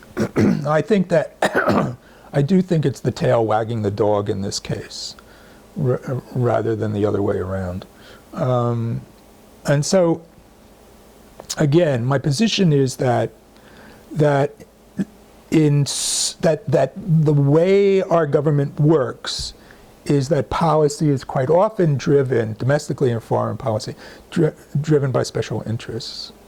And I try to make this argument historically in the foreign policy book. And that, so if you have, I don't know, if you have a place in the world where there's no strong lobby that's particularly interested in this place, Pango, I don't know, then the State Department can shape its own policies to it, right? Palestine used to be that kind of place, right? It used to be a part of the Ottoman Empire, and we used to export, Singer sewing machines, and import dates and pistachios or something like that. This was back before, right in the 1920s or early 20s. At that point, the State Department made policy for foreign policy for Palestine, but then it changed. And it changed because there was a special interest that was politically active and influential, and they displaced the State Department, purged the State Department of people who disagreed with them. And by the time Truman was president, they could do that. My position is that it's the lobby, historically, from about 1920 on, that takes control of this foreign policy, largely because it becomes domestic. You've got a Congress that's subservient for what other financial or whatever reasons on this lobby. Oh, you had this statement, and I want to ask you about it. In the books, say no country in the Middle East, be it Iran, Syria, Libya, or Iraq, has made the region more dangerous and difficult for American interests than Israel. Right. Could you discuss the reasoning? You had a bunch, I don't expect to remember them all, but you had a bunch of reasons. But could you just, in general, elaborate on that? Well, I mean, I think that, for one thing, our tying ourselves to Israel and and becoming identified with Israeli behavior, which has not been very nice, has essentially made us enemies of the rest of the population in that region, with some small exceptions. So it doesn't make any sense to essentially alienate 1 billion Muslims for the sake of Israel. And not tying yourself to Israel would not mean the death and destruction of Israel. I mean, you know, let's be reasonable about this. The Israelis, nobody's going to kick the Israelis into the sea. And that's just an irrational fear. So we can, if the criteria here is to have the survival of Israel, I think we can rely on the fact that the Israelis can defend their borders. And so we do not need to pursue an identical policy with them that essentially alienates the rest of the region and ultimately contributes to things like 9/11. It doesn't make any sense, unless, of course, this is not primarily about the survival of Israel. This is about the particular financial interests of politicians and political parties. Then it starts to make sense. But it's self-destructive in terms of foreign policy. That's why I'm saying that that if you want to make the Middle East dangerous for America and American interests, just continue to do what you do. And I'll guarantee it. I'll guarantee it. Okay. Could you give me a summary? I'm asking some open-ended questions, but a summary of AIPAC. I mean, you know, in some digestible form. AIPAC is an agent of a foreign power. How about that? I mean, that's what it is. Okay? It spies. It's a conduit for the transfer of classified information. We can see that clearly in the present legal battle that's going on in Washington. It takes its marching orders from Israel and then marches into the Congress and uses its leverage to make congressmen, you know, support policies that are dictated not by American interests, but by Israeli interests. So in what sense is it not an agent of a foreign power? I think originally it was kind of set up by an American man who worked for the Israeli embassy and was asked by Abba Eban to go and create this kind of organization. So this lobby. So that's my take on AIPAC, and they're very, very successful. They have learned how to do this game in an expert way. They themselves, AIPAC itself as an organization, does not give like a lot of financials. I mean, they don't write a lot of checks. However, they control a network of other other subgroups and individuals who do write checks and do it at the discretion of AIPAC, right? AIPAC sends out a message saying, oh, we want to do that, you know, we want to support this guy or that guy, and they write the checks. And and I'm not sure what percentage of those individuals, American citizens, Jewish citizens, who write those checks understand the connection, understand that they're really being prompted by Israel and its interests, and which can in fact run counter in times against their own nation's interests. I don't know what percentage, and maybe a lot of them do know that. But that's the way it operates. That's what AIPAC does. It's an agent of a foreign power. You mentioned the word spies here, and I don't remember it in the book, but... I didn't use that term. I said it's a conduit. What, do you know anything? I've heard there's been stories where spying is really spying in Washington. Well, I mean... well, I mean, there's a big law. You know, AIPAC is being sued by one of its prior employers who essentially was caught, you know, passing classified information from the government, from the U.S. government to the Israelis. I mean, as an employer of AIPAC, okay? And so AIPAC, in order to distance itself from this, fired the man. They should have given him some sort of golden parachute, but they didn't. And he got angry, and he sued them. And in the documents that, you know, is part of this suit, which are public documents, he makes the claims, which are quite believable as far as I'm concerned, that this was that what he was doing was part of the job description, that it was the norm. It wasn't an exceptional thing. He wasn't breaking any regulations. You know, there's no basis for being fired except that he got caught. You see?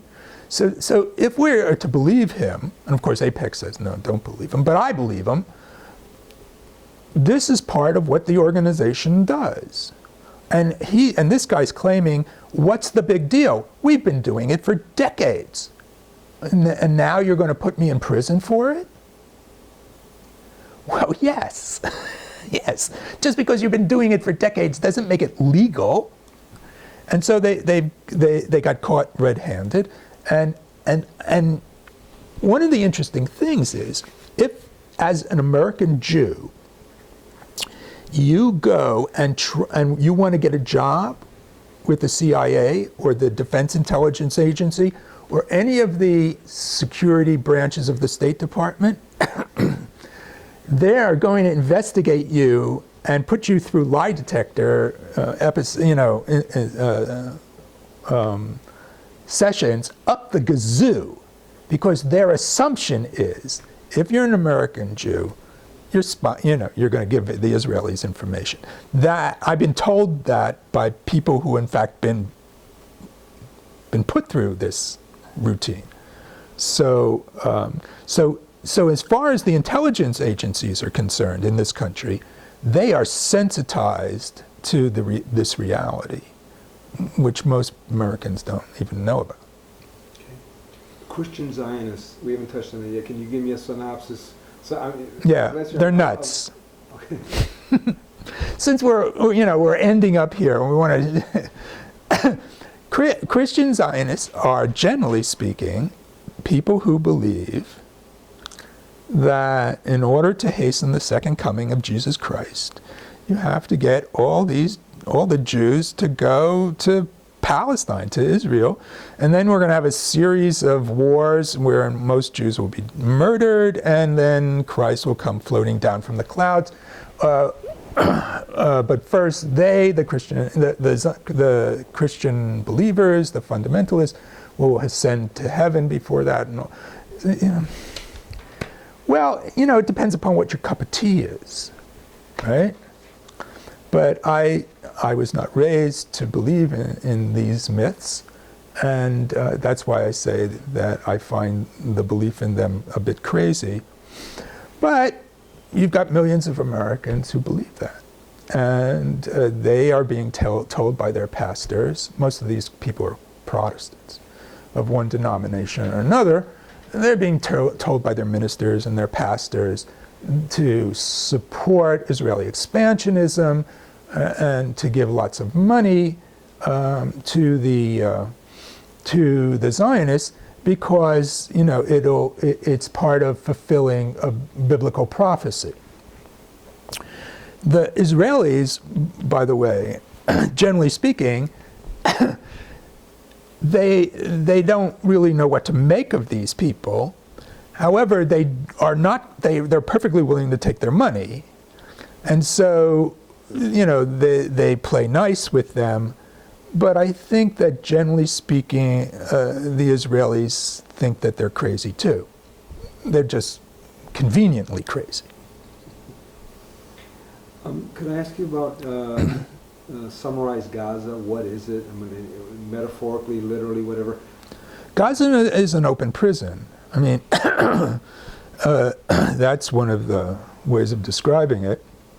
You can't get in, you can't get out, at least not conveniently, without Israeli permission.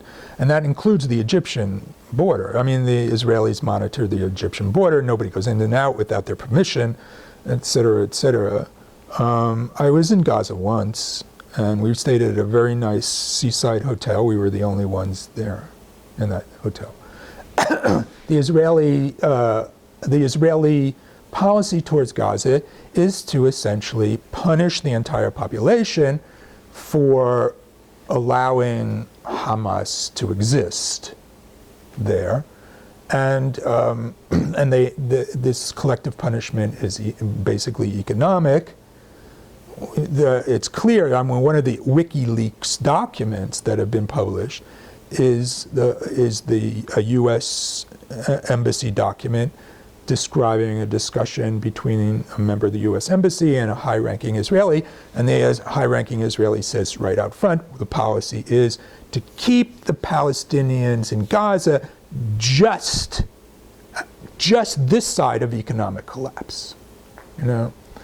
This is of course a violation of the Geneva Conventions. Israel is in violation, and so it's essentially a criminal policy, and under international law, which we are complicit in.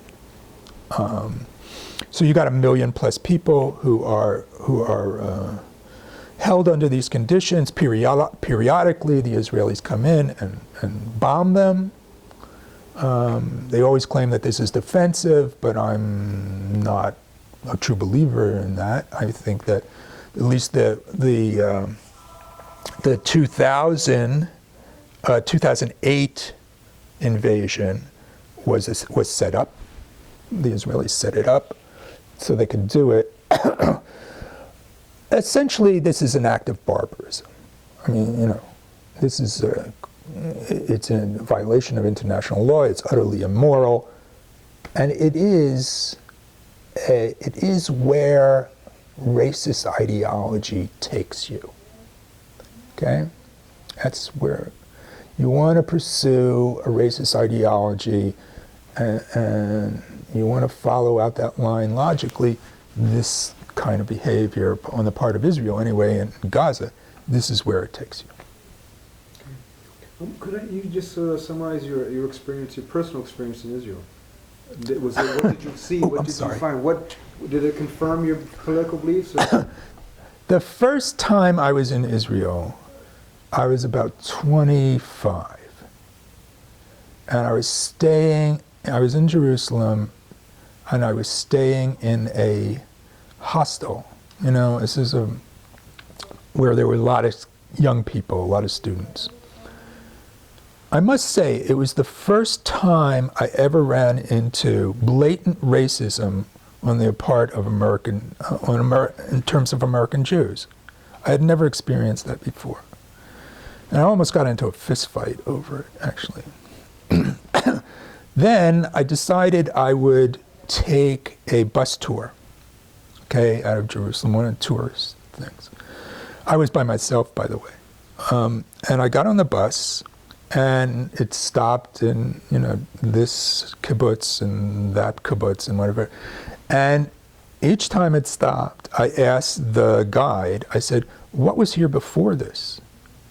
And he would constantly tell me nothing. And I made myself such a pain in the ass that I remember we stopped at a place for lunch or something like that. And after lunch, I went to the bathroom, and when I came out, the bus was gone. They had left me. Now, it was my own fault, I must admit, because I was young, and I was naive, and I was angry. And so I made a pain in the ass of myself, and I was indiscreet, and I mean, it made no difference whether I was right or wrong. I still got left, right? And I had a hitchhike back to Jerusalem. So that was the first time. And I guess, you know, I have never been comfortable while I was there. I mean, because I had to learn to be discreet. I had to learn how to control myself in that circumstance. And of course, it's not comfortable to have to do that. But but of course, if you're going to do that, you're going to go there. You have to do that. You can't just shout from the mountaintop. They're going to, you know, take you down. So I subsequently I went with basically with groups that where at least some of the people around me were of my thinking, and it became easier. And I went with Janet and my wife, and it's easier still to do that. But I never found it comfortable to be there, and even though we have a lot of good friends, a lot of academics, many of them, some of them have left, many of them are still there. And we have friends in the occupied territories as well, in Ramallah and other places. But I don't think I'm going to go back. You know, I'm not sure I'd be welcome. In fact, I'm pretty sure I wouldn't be very welcome to go back. And I don't want to put myself through whatever that might mean. And I'm just not comfortable. It's just a place that I find to be the contradiction of my own personal way of thinking about the world. Have you lost any friends over your position? Oh, yes. Discuss that? I think that certainly coming out of again, when we go back to the SDS, I mean, there was a parting of the ways with many of the Jewish people there. And a good example is Barry Rubin. I mean, we don't hate each other or anything like that, but we can't be friends. We can't be still in contact. I mean, it just doesn't work. And there have been other instances where with family members and and friends, where essentially it's not a matter of losing them. It's just a matter of essentially that piece of my life, this argument that I'm engaged in with the Israelis and with Zionism in general, that has to be left out of the equation when you deal with either friends or family who wouldn't understand, don't want to know about what you're doing in this regard. And so you just have to, in a certain schizophrenic way, you just have to kind of, you know, shut that part of you down. And I've learned how to do that. I mean, this is a major part of my life. It's not all my life. Because if it was all my life, I'd be crazy. I mean, I'd go nuts. But, you know, there's other parts of my life. So you learn how to go through life and minimizing the losses this way. Vietnam was much worse in terms of loss and losing friends and stuff like that. Last question, I guess. I think you said you're banned from Israel, and there's a boycott involved or something? I'm not sure if banned is the right word. My sense is that people who are very active in the boycott. Pardon me, could you discuss the boycott as prelude? We haven't discussed that. Right. No, I'm sorry. one of the ways that has been developed to fight against Israeli behavior and Zionism as a racist doctrine is by boycotting, urging the boycott of Israel at all levels, economically, socially, arts, in terms of the arts, sports, and also academics. And so I've been pretty active in this, particularly in terms of the academic boycott, which is very controversial. But I've been very public, and I've been very much out front for about a decade now. And so my feeling is that the sensitivity that the Israelis have over the boycott goes up as the boycott becomes more successful. It makes sense. And it's reached the stage now where at least other people that I know who have been just as active as I have, who have tried to enter into either Israel or the occupied territories, have met with real problems, sometimes physical problems. And so I extrapolate from their experience to my own and say, I don't think I'd be very welcome there. Why should they make an exception of me when they haven't with others?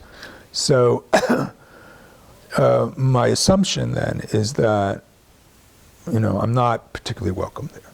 And I have no intention of testing it, What is the boycott of academics? Could you explain what that is? All right, the academic boycott is a subtext of this larger boycott. And what it says is that, look, as part of boycotting Israeli institutions, not necessarily Israeli individuals, but Israeli institutions that are themselves intimately involved in things like the oppression of the Palestinians in the occupied territories, which Israeli universities are. They are intimately involved in through their research and this sort of thing in this process. We should boycott these institutions, all right? Now, in doing so, if there is any individuals who want to interact with American academics, this is our position anyway, with American academics, this sort of thing, what we want to talk to them about is how this process, how their academy is involved in this oppression, all right?